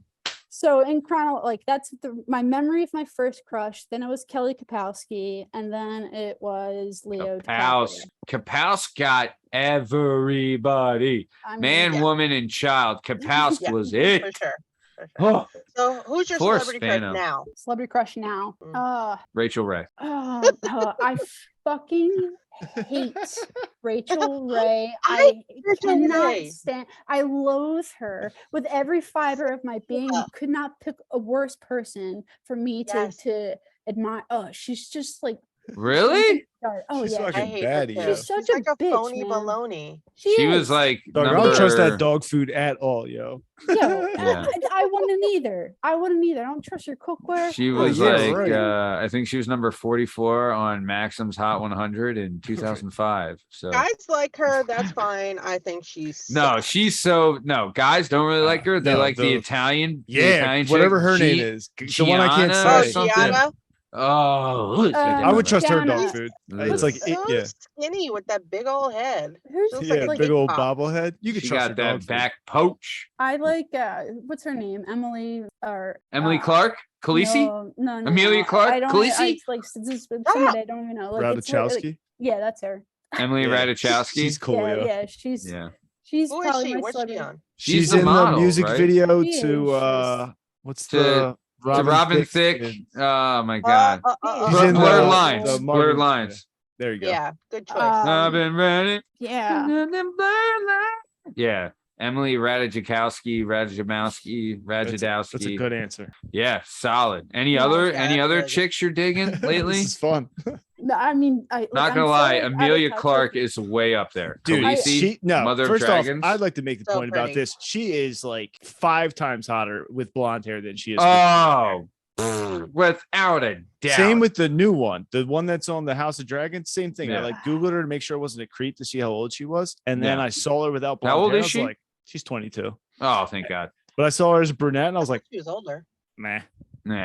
No, With the dude, blonde. the silver hair of House Yeah, I know about Targaryen myself. does a lot for everybody. Sure does. Does it for the what Damien too. Oh, dude, that Dude. the Doctor Who? Go ahead, Banana. Danielle Costanzo, are you related to George? Oh, good question. No, two different last names. Like Costanza, George ends with an A. I end with an O. But How many times did you a get lot. Or Can't Stand You, and I was like Yeah. very original. And I am not a Seinfeld fan or like the show. When I was a kid, I never really got into it.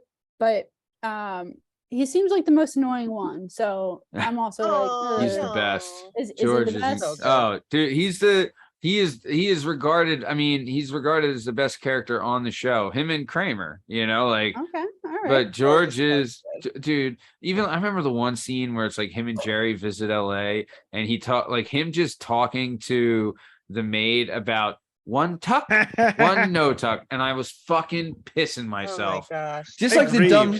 There's a lot of shit George does. Yeah, Okay. Dude, I Just get like- hype on good parking spaces. Oh, it's like I call it, like, I have a game with my friends. It's called Things That Make My Balls Tingle. No, I don't have balls, but I feel like I can imagine the feeling. So that's one of mine is a pull through parking space, like parking spot. I'm thinking about it now. Like, Yeah. Another one, when you were going on about hash browns, I was like, oh, this for me would be like an extra nugget in my Wendy's, like, 5-piece or whatever. What about? Do you like that on my birthday this you know how when you get like an order of fries, there's always one fry that's like really crunchy, right? What are your thoughts on that fry? Because I'm a fan. I like the crunchy fry. Yeah. I'm a russet potato chip fan too. And bring on the crunch. Yeah. We did So that earlier. nice. Okay. Yep. Love it. Banana. Next question. Danielle, what's your toxic trait? Like, my toxic trait is going, not gonna lie, and then I just tell a lie. Ooh. Oh, that's a good one. Not gonna lie. That's a great one. And then immediately lie. Yeah, no, that's a good one. I think that I think I talk about myself too much. I think I try to be like an active listener and like and actually try to relate, and then I just talk about my situation and trying to relate. And sometimes, most of the time, people just want to be listened to and not want to hear your stories unless it really pertains to what you're fucking talking about. Or I find myself really kind of going on a I don't know. You're a good storyteller, though. That's the other thing. I do that to relate to the person too. Yeah, and there's people that will talk that you're just like, can you shut the fuck up any second now? That are like, can't tell a story, can't tell a joke, and you're like, bro, you got to work on your delivery. My brother, when he gets hammered, he starts like using big words and then starts a whole point and then just starts talking about something completely else. And you'll be like, what about? And he'll get like aggressive, like, you're not paying attention. That's why you don't understand. And I'm like, what? It's so baffling. Like, it literally happened 2 days ago. He was like, fuck, I wish I could remember the example, but he started on something so poignant, and then someone started talking about something else. I was like, what is happening in this fucking conversation here? Somebody bring me back to True North, please. Yeah, please. God. Thank you, Danielle. Your answers were very cute. Oh, great. I'm cute. Awesome. Totally are. So that was another Janice Q Questions Corner segment. Remember, if you have any questions that you would like Jalen Dub, Justin Richardson, or Jana Heartstopper Hehlo to ask during Jalen Dub's question segment or Q Questions Corner, please hit us up on Twitter at Working P Pod, or on Facebook, or on Instagram at Working Perspectives Podcast. So let's keep it moving. So we got into we didn't really start talking about your job history, went on a couple tangents, but so I don't want to jump too far ahead. So I know for me and you, bartending kind of took over for a long time, and you did it like a bunch of different places and a bunch of different atmospheres. But what was bartending like for you? And how did you how'd you get into it? How'd you like it? What was the deal? Because I know like that's one of those things, like it's kind of tough to get out of sometimes, just because like cash in hand at the end of the night, and like you make good money some places, but you don't get PTO, you don't get 401k, you don't get bennies. Like there's a lot you don't get in that industry. For sure. But for whatever reason, bartending, you know, it paid the bills. And how I got into it was like becoming a daytime bartender at a restaurant my mom worked at, that like literally nobody came in to drink at all. Like I just had to pop an Amstel Light or two. But somebody taught me to like swirl and what a tannins were, and like what a difference between a Merlot and a Cabernet. Thank you. And then, so I wound up moving to New York, yada, yada. I needed a job. Irish pub was like hiring a dive, a hole in the wall, literally had no windows. I wound up getting the job, but it was a split daytime shift between me and this other girl named Daniela, who had these giant fake tits. Yeah, she really was a bitch. Daniela with a soft J, just to paint a picture. Yeah, soft J, giant fake tits, who also had bartending experience, would just boss me around, and I'd be like, fine, because I have no idea what I'm doing. Whatever. She wound up quitting pretty early on because it was a joke of a job, but I stuck it out. And then I built a clientele, and they were like a loyal clientele, and were they degenerates? Absolutely. But could I count on them? Absolutely. Yeah. Mm-hmm. And then I got to like kind of like pick and choose my own schedule, and it was all like within my like working area, and bartending, you just meet other people, but also it can be a shackle too, because it's a comfort area, but there's so much more you can do with your time. And I think for me, it was like when I turned 27 or 28, where I was like, I don't want to just be a bartender. And the word just, right? I found out like when I'd go meet other people and I was working in New York City, like, well, what'd you do? I was just bartending. And like, maybe that's my own like issue by how I saw it, but it was just like this thing where I felt like it's, and I don't feel that way. I think bartending is amazing. I think it's one of the best jobs I've ever had. One of the most rewarding jobs I've ever had. Because it teaches you a lot about like the grind, hard work, people, work ethic, how to like manage, just how to like deal and then on your feet and think through a potential issue, or how to diffuse a situation, or how to like make the most of your time there so you can capitalize on your tips or what have you. I got a lot of really awesome experiences through bartending, but you hit a ceiling, right? Like that's it. Like and then what? So it's a young man's game, or it's a young person's game too at times, because honestly it is a hard job, and it's long nights, and it's seasonal depression is fucking real when you're not seeing the sun for 5 months of the year because you're just indoors all night. And like you like, there are people that come in and there's people maybe have it worse than you, but they're great tippers and they're not scumbags, they just got problems, and you follow the lovable loser kind of gimmick, but that shit's taxing on you, man. And it's also a hole where you can fall into, where one night you're like, I feel like fucking partying too. And that becomes a crush. Like there's a million different things that can kind of turn you sour on it, and it's all for cash. And like when you like, it is tough to transition, because I don't know if you felt this way, Danielle, but I definitely felt in the way of like when I'm bartending and I saw people from offices come in, I would be like, God, I would give anything to have an office How'd you get your job? I would ask them, how'd you get your job? What did you put on your resume? Like, how can I transfer this to like a paper that your boss would want? I didn't understand how corporate people could get a corporate job. That's what I just went through. And it's like I've been nannying over 20 years, and like you said, not to talk about myself, but to relate to you, all the same. Talk about I nannied for so long, and it's like, where else do I go? Like I nanny for movie stars and like the billionaires of the earth, but like I'm still here with no health insurance. Like, where do I go? What do I do next? And so I wanted to get into that corporate world, so I took a job, and I made half of what I'm making now. Exactly. I just got fired. But I'm sorry. I'm back nannying and making in 3 days what I would make in 2 weeks. Totally. And you don't have to deal with the political bullshit and the rigmarole of HR and like. Well, there's a lot of bullshit you have to deal with. It's so much. Like I don't like. Here I am now. I'm not gonna have a 401k. I'm not gonna have insurance. I'm not gonna have this and that. But like I mean, but I say I'm just a nanny, but like, I make a lot of money. But Yeah, but there's ways around that, and like you can make investments and things. Like my brother does it. Tom is a full-time bartender, and he makes really good money. But he's smart with like investments and putting money away, and he's always been good like that.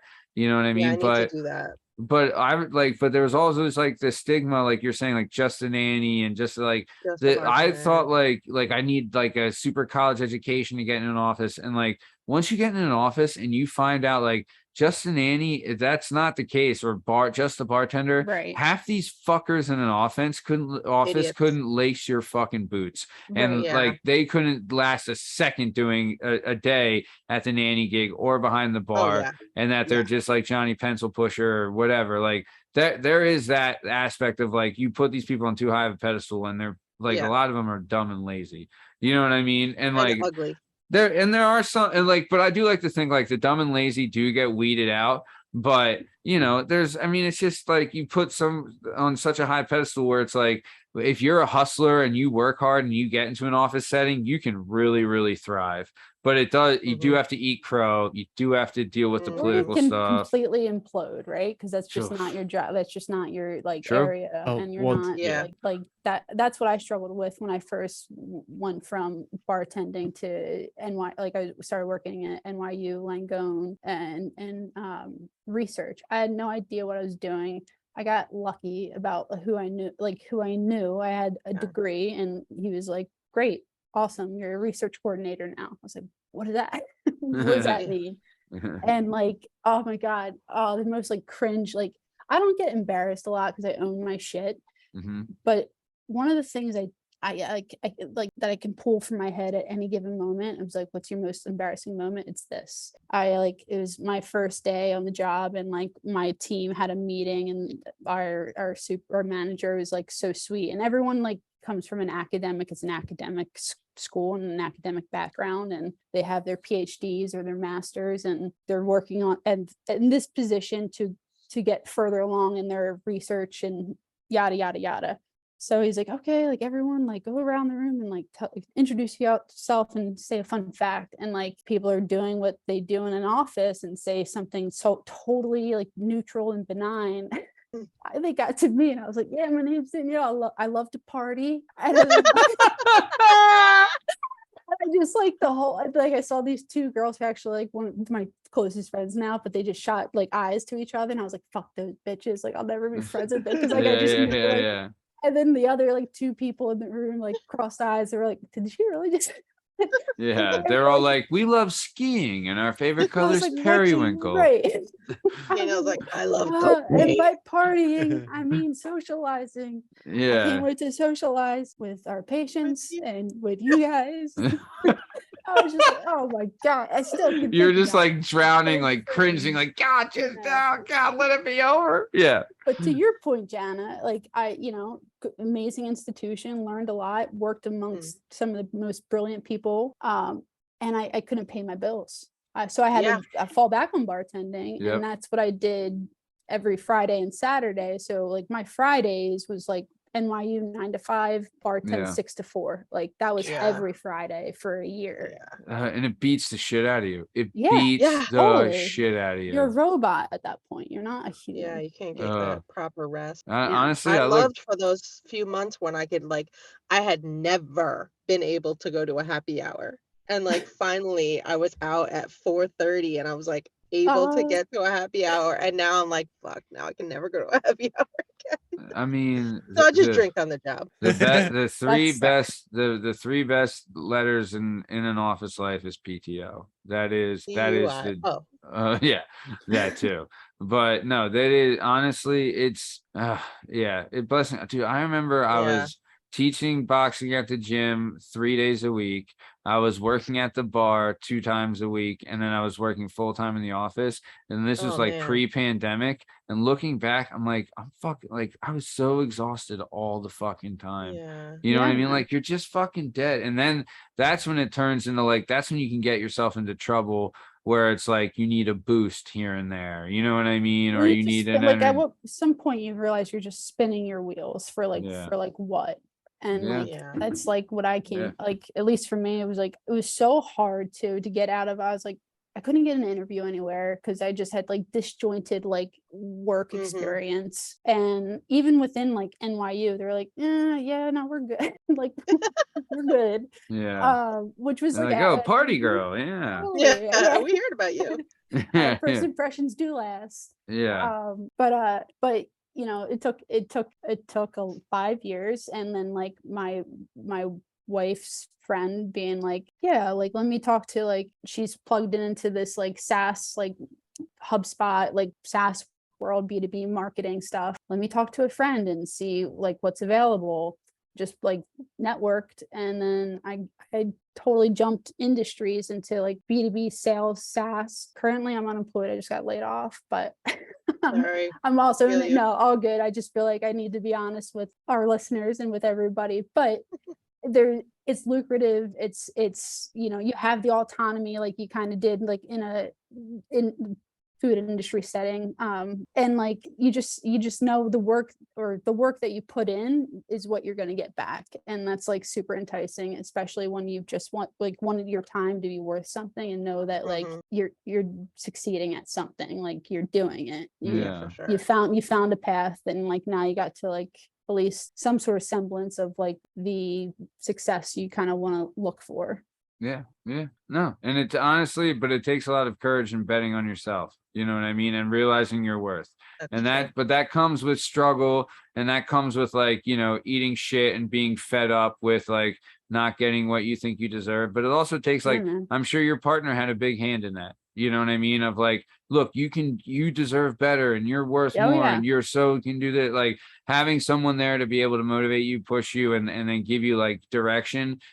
There's nothing better. You know what I mean? Yeah. You want to rise to the occasion. And sometimes you just need that, like, I don't know, like I just didn't know. I didn't know how to know. I don't know like the people. I don't know what that like I don't know if somebody could like sit you down in college and say, what do you want to do? Like what kind of lifestyle do you want to live? Let's start there. Like, okay, this. All right, like these are your, you know, best options. Like so many people get behind like I want to say 8-ball, a cue ball. Really not, you know, not knowing what they're signing up for, and then just like you're just shackled to like a forever debt, right? And then you just have to kind of figure out like whatever job you can take on to make ends meet until like you really start valuing yourself and realize your time is worth a lot more than just like hustling 3 jobs and trying to make ends meet. And barely breaking even. Right. And if something bad happens, like a medical issue, you're completely sunk because you don't have benefits or anything. All that shit can just put you out in a heartbeat. And anything, like if you got an offender bender, you need a lawyer, you're out. Like just anything that could be the whole like, shit's done. Yeah. Go ahead, Jana. No, I was like, don't even with the car. No, But, I mean, we've talked about it on the show, but Danielle, I don't know if you've heard, but Jana had a hell of a week a couple weeks ago, and girl, she okay, you know, everything's fine now. Sorry, sis. Yeah, it's good. It's a bummer. No. So I do want to talk about this, Danielle, and then we'll get into a couple other things because we're coming close to the top of time.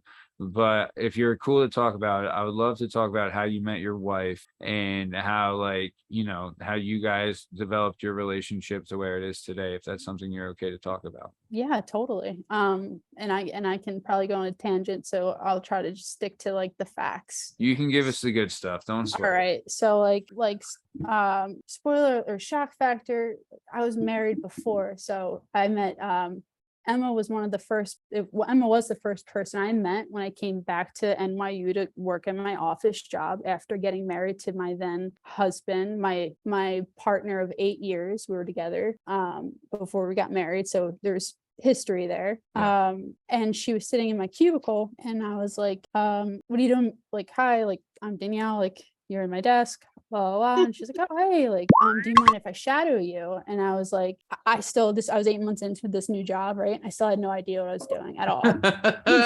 She transferred from like a neurology department and like knew what she was doing. So I was like, no way, like she's going to expose me and like immediately know that I have no idea what I'm doing. And then just like tattle, like, Yeah. Absolutely. So I looked at her, I was like, absolutely not. I was like, can you get up from my desk, please? And just like kind of brushed her aside. Oh, she fell in love with you in that second when you No, treated her no, like because shit. she was like, no, I know. Yeah. No, not at all. I was just like, I need to like, this was all self-defense. I was like, I need to defend myself, and like Mhm. she can see right through me. She Yep. just had that element to her. So fast forward a couple months, in hindsight, my ex-husband and I should have never gotten married. We had a really dysfunctional relationship leading up to everything, but Right. by process of elimination, you just feel like that's what you do. Next step. Yeah. It's almost like, and that's what we were talking about before with like society acceptance. Like we've all accepted that, oh, you're with this person for so long, you might as well get married. Right. You know what I mean? And like people, there's tons of people that felt the pressure of like needing to be married when it wasn't the case. Like your relationship was strong how it was, and like you didn't need to force this into it. And sometimes that can hinder a relationship or dissolve a relationship. But either way, absolutely, I don't want to get into that, but so you and your ex-husband, that didn't work out. You're now single. No, but it was a main component. So like Right. I felt like I just gotten married. I couldn't go to my core circle, my home friends, and really say like, hey, my marriage isn't working. It's completely fallen by the wayside 2 months in. So I just reached out to people like my peripherals that I really didn't care who knew, but could offer support. And Emma was one of them. And she just listened, she listened, and I just didn't feel judged. I just felt like I could talk to her about shit. And then like there was another coworker of ours that was a friend of mine. She was bisexual, and she was like, hey, I think the cute new girl is gay. And I was like, no way. Because like I've never seen a lesbian that hot before. Way. So like you're like, this fucking rocket over here is playing for the team. Like, whoa. And in hindsight, that kind of rocked my world, because I was like, I never knew lesbians so hot existed. And like so what happened with like the downfall of my marriage with my ex-husband was my emotional relationship with Emma really just grew from that catalyst, and I could trust her, and she was also, we would just go back and forth about just like trials and tribulations in our relationships, and really just like began to like, we've really just courted each other, like unbeknownst to us. Like we would go out for lunch every single day. She taught me you could take a 3-hour lunch and no one would know, because corporate America. I was like, what? Like, no way, I gotta be back like right on the hour. Oh my gosh. Like, she's like, I go into work, I'll pick up the phone, I'll call like whoever I need to call, just show my like office phone populating, and then I'll take the bus back home. I was like, oh my God, you're my dream girl. Like were you, but like at this time too, like you're, I don't want to air your laundry or anything. But home life wasn't that great. So home life was not that great. So you're going into work like this is the highlight of your day, is seeing this girl. This was your reason for waking up and getting out of bed. She was the legit sunlight of your life at that time. She worked part-time in my department and part-time in neurology. So Monday, Fridays was neurology, Tuesday, Wednesday, Thursdays were radiology. And I remember like hating the weekends, like fuck, and like loving the like Tuesday, Wednesday, Thursdays, and just like because she was like, she just like, it was a cushy job and she could do work from home, but there'd be times she wouldn't show up on Tuesdays or Wednesdays, and I'd be like, it would like affect me. But also she was dating somebody else too, and like that was hard. And just like it was just tough, man. And just like we both like, I don't know, it sounds so corny. I know what it sounds like, but it's real. But you get on, like we'd be on the elevator together and like, like floor 8, and just like feel that kind of like there's electricity. There's absolute weird, electricity. Like, spark. There's just weird spark. You can totally feel it. And then one day she asked me, it's my cat now, but she's got long haired cat. She's like, want to help me shave my cat? It's the summer. Like, I've been waiting you for that for months. I thought you never asked. We call it something different in Lansdale, but whatever you want to call it, I'm down. Yeah, so we went to the CVS. We bought clippers. We took the bus down to her apartment in the East Village and went to like shave her cat. who's just like, if she's around, she's just epic. And her cat just jumped into my arms and was like, but it was just like a moment. It was a fun moment that we shared together. And then we were on the bus back up to our office, and it was just like this moment that we had where, I don't know, she felt it. I think I definitely was like giving off vibes. Yeah. You fast forward a little bit, there was more shit going down with God, is that like, do you go back to that day on the bus like all the time in your mind of like you had the moment of shaving the cat and we didn't actually shave the cat. It's a real cat. It's not like it's not a euphemism. But you have like that memory of you two being on the bus and like the sunlight in her hair and the smile, and I think that was Emily's like aha moment for me. I was like playing the long game, I was just like, I knew, because I was such a loose cannon because my marriage was in such shambles that I was like, oh, like I didn't even recognize me. So like, were you compensating with drugs and alcohol too? All of them. Yeah. And it was just like, that was the, I had a blast, but I mean, it's obviously not sustainable, and it's not the person that I am. So like, she, while we had this like raw, real energy and connection, she couldn't trust it because I was fucking wild, and I don't blame her but I think in that moment she like realized there's depth to it. It's not just like I want to be distracted from reality. You were trying to find something to replace the bullshit that you were using to replace the misery or monotony or whatever. You wanted the real. You were searching for the real, and then you had seen it, and then that was her. She wants the real, I want, kind of wake up moment. So just like, it was just like always in that, like I just always knew with her, like I just had this, like, I don't know, it was just like this want to be around this person, and I don't know, there's something really, really beautiful about being like who you are, or being who you are, and not like being the person you think you are or think you have to be. Like then the person just really like digging that, like you can just be who you are and the person digs that, and you're like, oh shit, like you're impressed. Like there's I feel like there's a time where like I remember when I would have like girlfriends and stuff previously before my wife, where it's like I'd try to play Johnny Cool all the time because you got to be cool in front of your girl kind of thing. But then like when I met my wife and like we could make stupid jokes together and like just like have our little inside jokes, but I could be myself more and like not have to be cool or whatever, just be like goofy and stupid. Then that opened up this whole other thing that's where like the real love started, and like that's where like we really embraced each other. So you're kind of saying like when you're with her, you didn't have to, like, you weren't worried about like the perception of what someone would think you are. You wanted to find your real self, and she was helping you discover that person. Is that kind of what you were?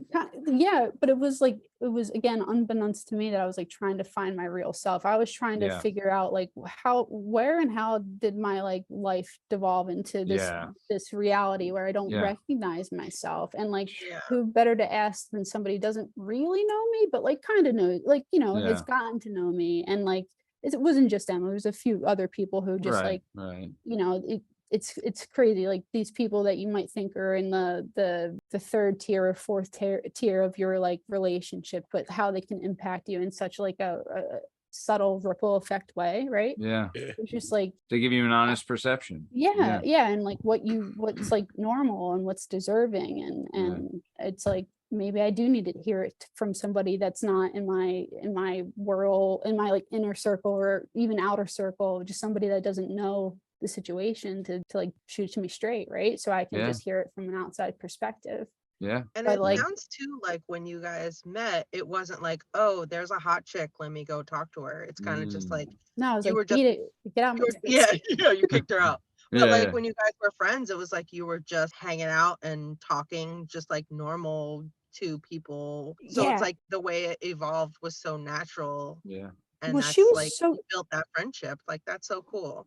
Oh, and I should say, like she's just like super, super smart. Like I went from bartending in an Irish windowless pub with degenerates to PhD like students that are like that are like prim and proper, that are doing God's work. So there was a big gap, and I didn't have anybody that I felt like really I could relate with like certain things. So when she came along, there was just like this new blood that had new energy.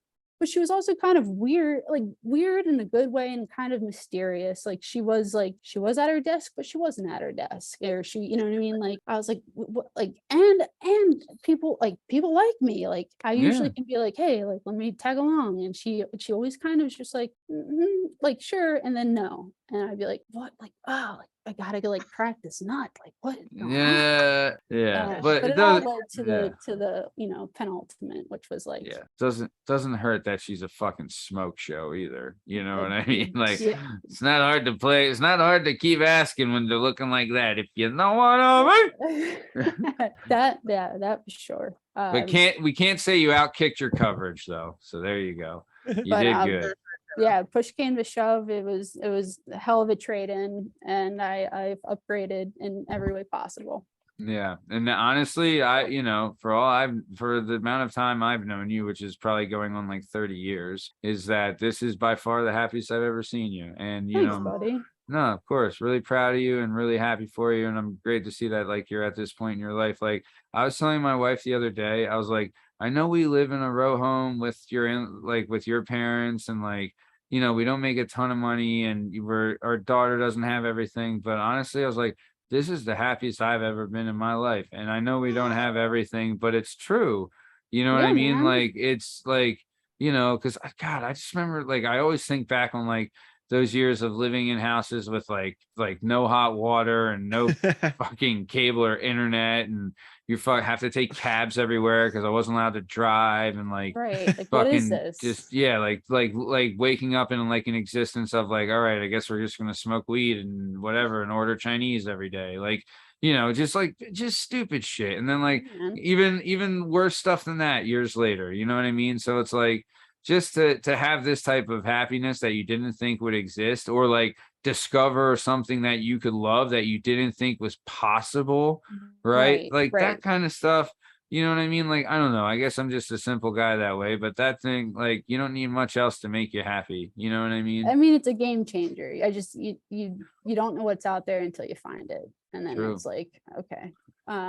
But yeah, I mean, that's my like little love story, and it's a beautiful thing. It is. I mean, you made that, once you make a decision, you just like, that was it. And my life issues kind of like followed suit. Everything became just like congruent, and I didn't have those issues anymore. And all of a sudden I recognized myself and liked who I was. And here I am, you know, I have a child and married, and living it up. And just happy every day. Like on this awesome podcast with amazing people. Hey, well, you know, you've made it when you're here. But, you know, that's something like, you know, and I know, Danielle, you knew my dad really well. And like you had a lot of time with him and stuff. But he used to have this saying, and I know you know it, where he would say, everyone wants to go to heaven, but no one wants to go through hell to get there. So you're finally at that, you know, reaching the heaven portion. It's not without its days of tough, and, you know, but it's not like, you know, you have the, like, you find a job you love, you never have to work a day in your life type of thing. And this is the same with a relationship. If you find someone you love, it's not work. It's just your relationship, and you're happy to do it and work on it. And, you know, that's where you're at now. And it's a great thing. I'm really happy for you. Thanks. So, man. of course.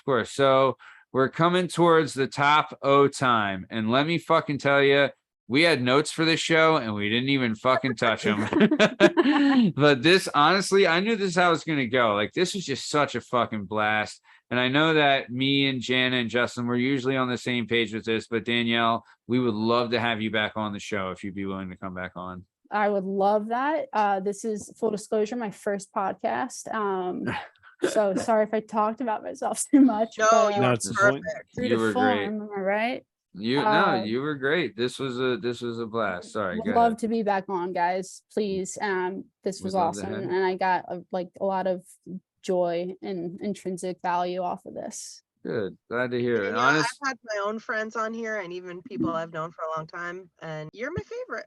Oh, honestly, I knew you two would hit it off. I fucking I'm knew obsessed with you. Oh, I knew you guys would hit it off. You know what, too? This is actually a great, Jana, remember we had talked about this a few months ago about a lesbians roundtable, right? Like we do shows, Danielle, and I think I think you we do shows called roundtables sometimes where we'll have a group of people that are all connected by a certain topic. Like one of the first ones we did was an jdub roundtable, right? Mm-hmm. We've done a Henzo Gracie roundtable. We did an LC roundtable. Oh, so all right. one of the ones me and Jana had talked about and we tried to book was a lesbian roundtable, and it could be an LGBTQIA, but I would like it if we could do lesbian, we could do gay lesbian man perspective. Like a lesbian perspective. I think that would be, I just think it would be great. I think it would just be great. Like, I think it would be great for me as a straight white male to have a discussion and open up and like, honestly, so many questions. And like, well, like, it's not even that, like, I could express my fears to other lesbians and members of the lesbian community of like I'm afraid of I could say something accidentally that would upset someone, and how would you approach this situation, and like just these organic conversations that I think would be great to have and very entertaining, you know what I mean? So that's the kind of thing where if you're down to do something like that, we are definitely looking to book that. Also, could you imagine how good the pantsuits would be on that round table? Oh, the pantsuits would be incredible. I think it's like a prereq. You need that. But also, again, something I think we need to realize from my story is that some lesbians are just super smoke hot. Yeah. And not all of There's them this wear lesbian that was at my last building. I didn't forget about that. That never slipped my mind one time. Yeah, no. There's this lesbian that was at my last building that I was just like, am I gay now? Like, she's the hottest woman on earth. Like, she is. And her name is Portia de Rossi. I do. No, she's way hotter than Portia. Was Portia like the first smoke les? Is that what we're calling them? I don't know. I mean, I guess like to the public eye, right? Yeah. There's been plenty of smoke les. Tons. There's so many like subsets. We can go on all day, but I think that you created your own. More cat shavers. Is that what we're gonna call them? Dude, I was gonna bring that up during that. Do you remember the weird fucking porn magazines when we were a kid that were like about shaving, like Strictly? It was like Shaved magazine. It was like about shaving. I remember because I used to steal a lot of porn, and so you would just take whatever you could grab, And I would get on. He's like, who the fuck is into this? Yeah. You just got to like the S, like alphabetical. It would be like in 3-packs, so you wouldn't know what you get. Steal the whole 3-pack, and you'd be like, the fuck? Ah, this shaving feet and oh, come on. Yeah, shaving feet and balding. Come on, what is this? This? What is this kind of stuff? So so nice. So all right, well, let's definitely work on booking the Lesbian Perspectives podcast. But we are coming to the top time. So Danielle, we'd love to thank you for coming on, but is there anything you'd like to say to your adoring public before we take off? This has been great. I cannot wait for the lesbian roundtable. I can't wait. I think it's a great idea. I think you hit the nail on the head. It's just a conversation that people aren't aware, including myself. Like there's constant changes of. We could all learn. This is going to be such a learning experience from lesbians. Everyone's going to be our hottest podcast. I mean, if your wife's there, it definitely will be. No, this has been awesome. It's my first podcast. This was great. You guys have been super entertaining and just like the best. Thank you for having me. You're a pleasure to have on. Heartstopper Hehlo, anything you want to say to the Heartstopper Nation before we get out of here? Yeah, guys, see you later tonight at Hula Hands. Ooh. Save me an LIT by the pitcher. Oh, shout out. Nice. Jalen Durb, anything you want to say to Mozambique and the Jalen Dub faithful before we I want to shout out 3-hour lunches, 3-hour lunches is one of my favorite things in the world.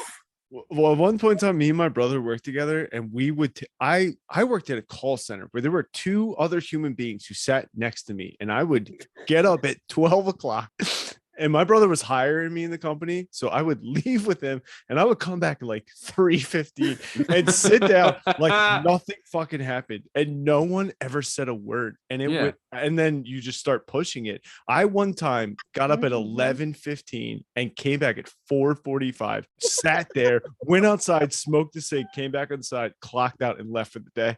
And I was just like, this is wild. You do keep pushing, don't you? Yeah. You take 3-hour lunches, show up at, smoke a little, do a lap around the push unit it. part. If anyone asks you shit, tell them you were in HR. Tell them you pushed it. Yeah. That's one thing you could always say is like, well, where were you? I was with HR. And then that's ends the conversation right there. HR. I was with your mom. That's what I mean, a lot of people were Justin's mom. You weren't. You're scummy Lansdale town.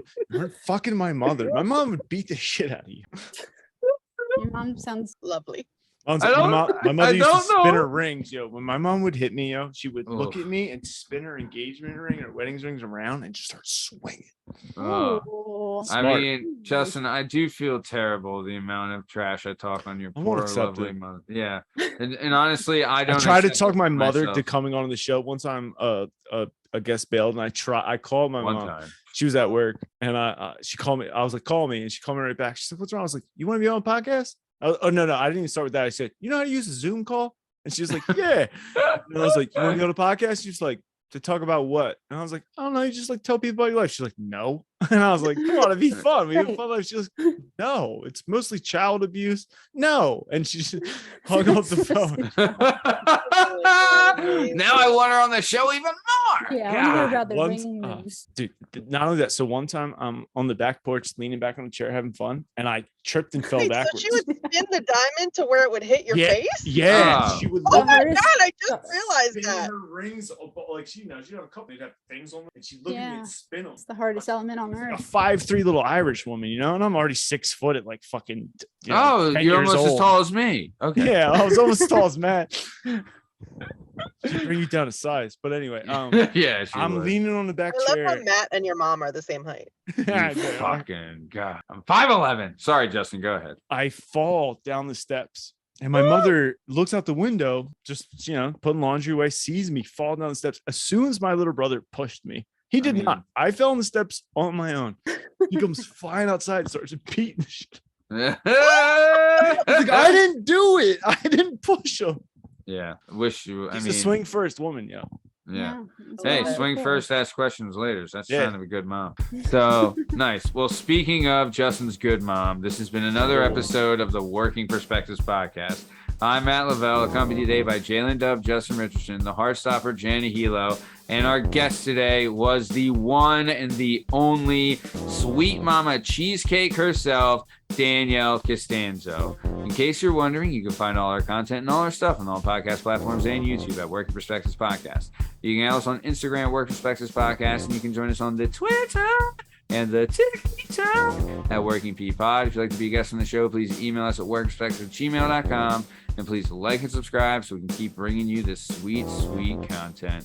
Thanks for listening. Stick around for the ad read. Thanks. See ya. Bye, Tom.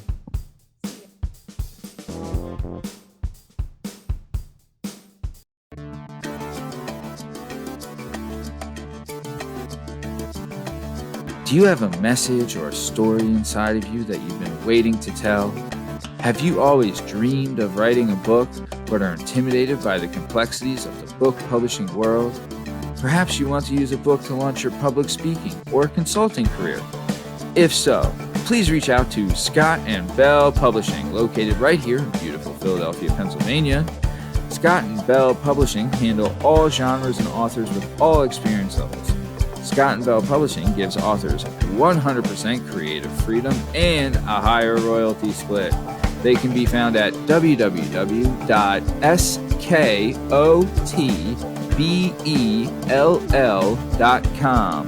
That's www.s as in Sam, K as in Kite, O as in October, T as in Tom, B as in Boy, E as in Edward, L as in Larry, L as in Larry.com.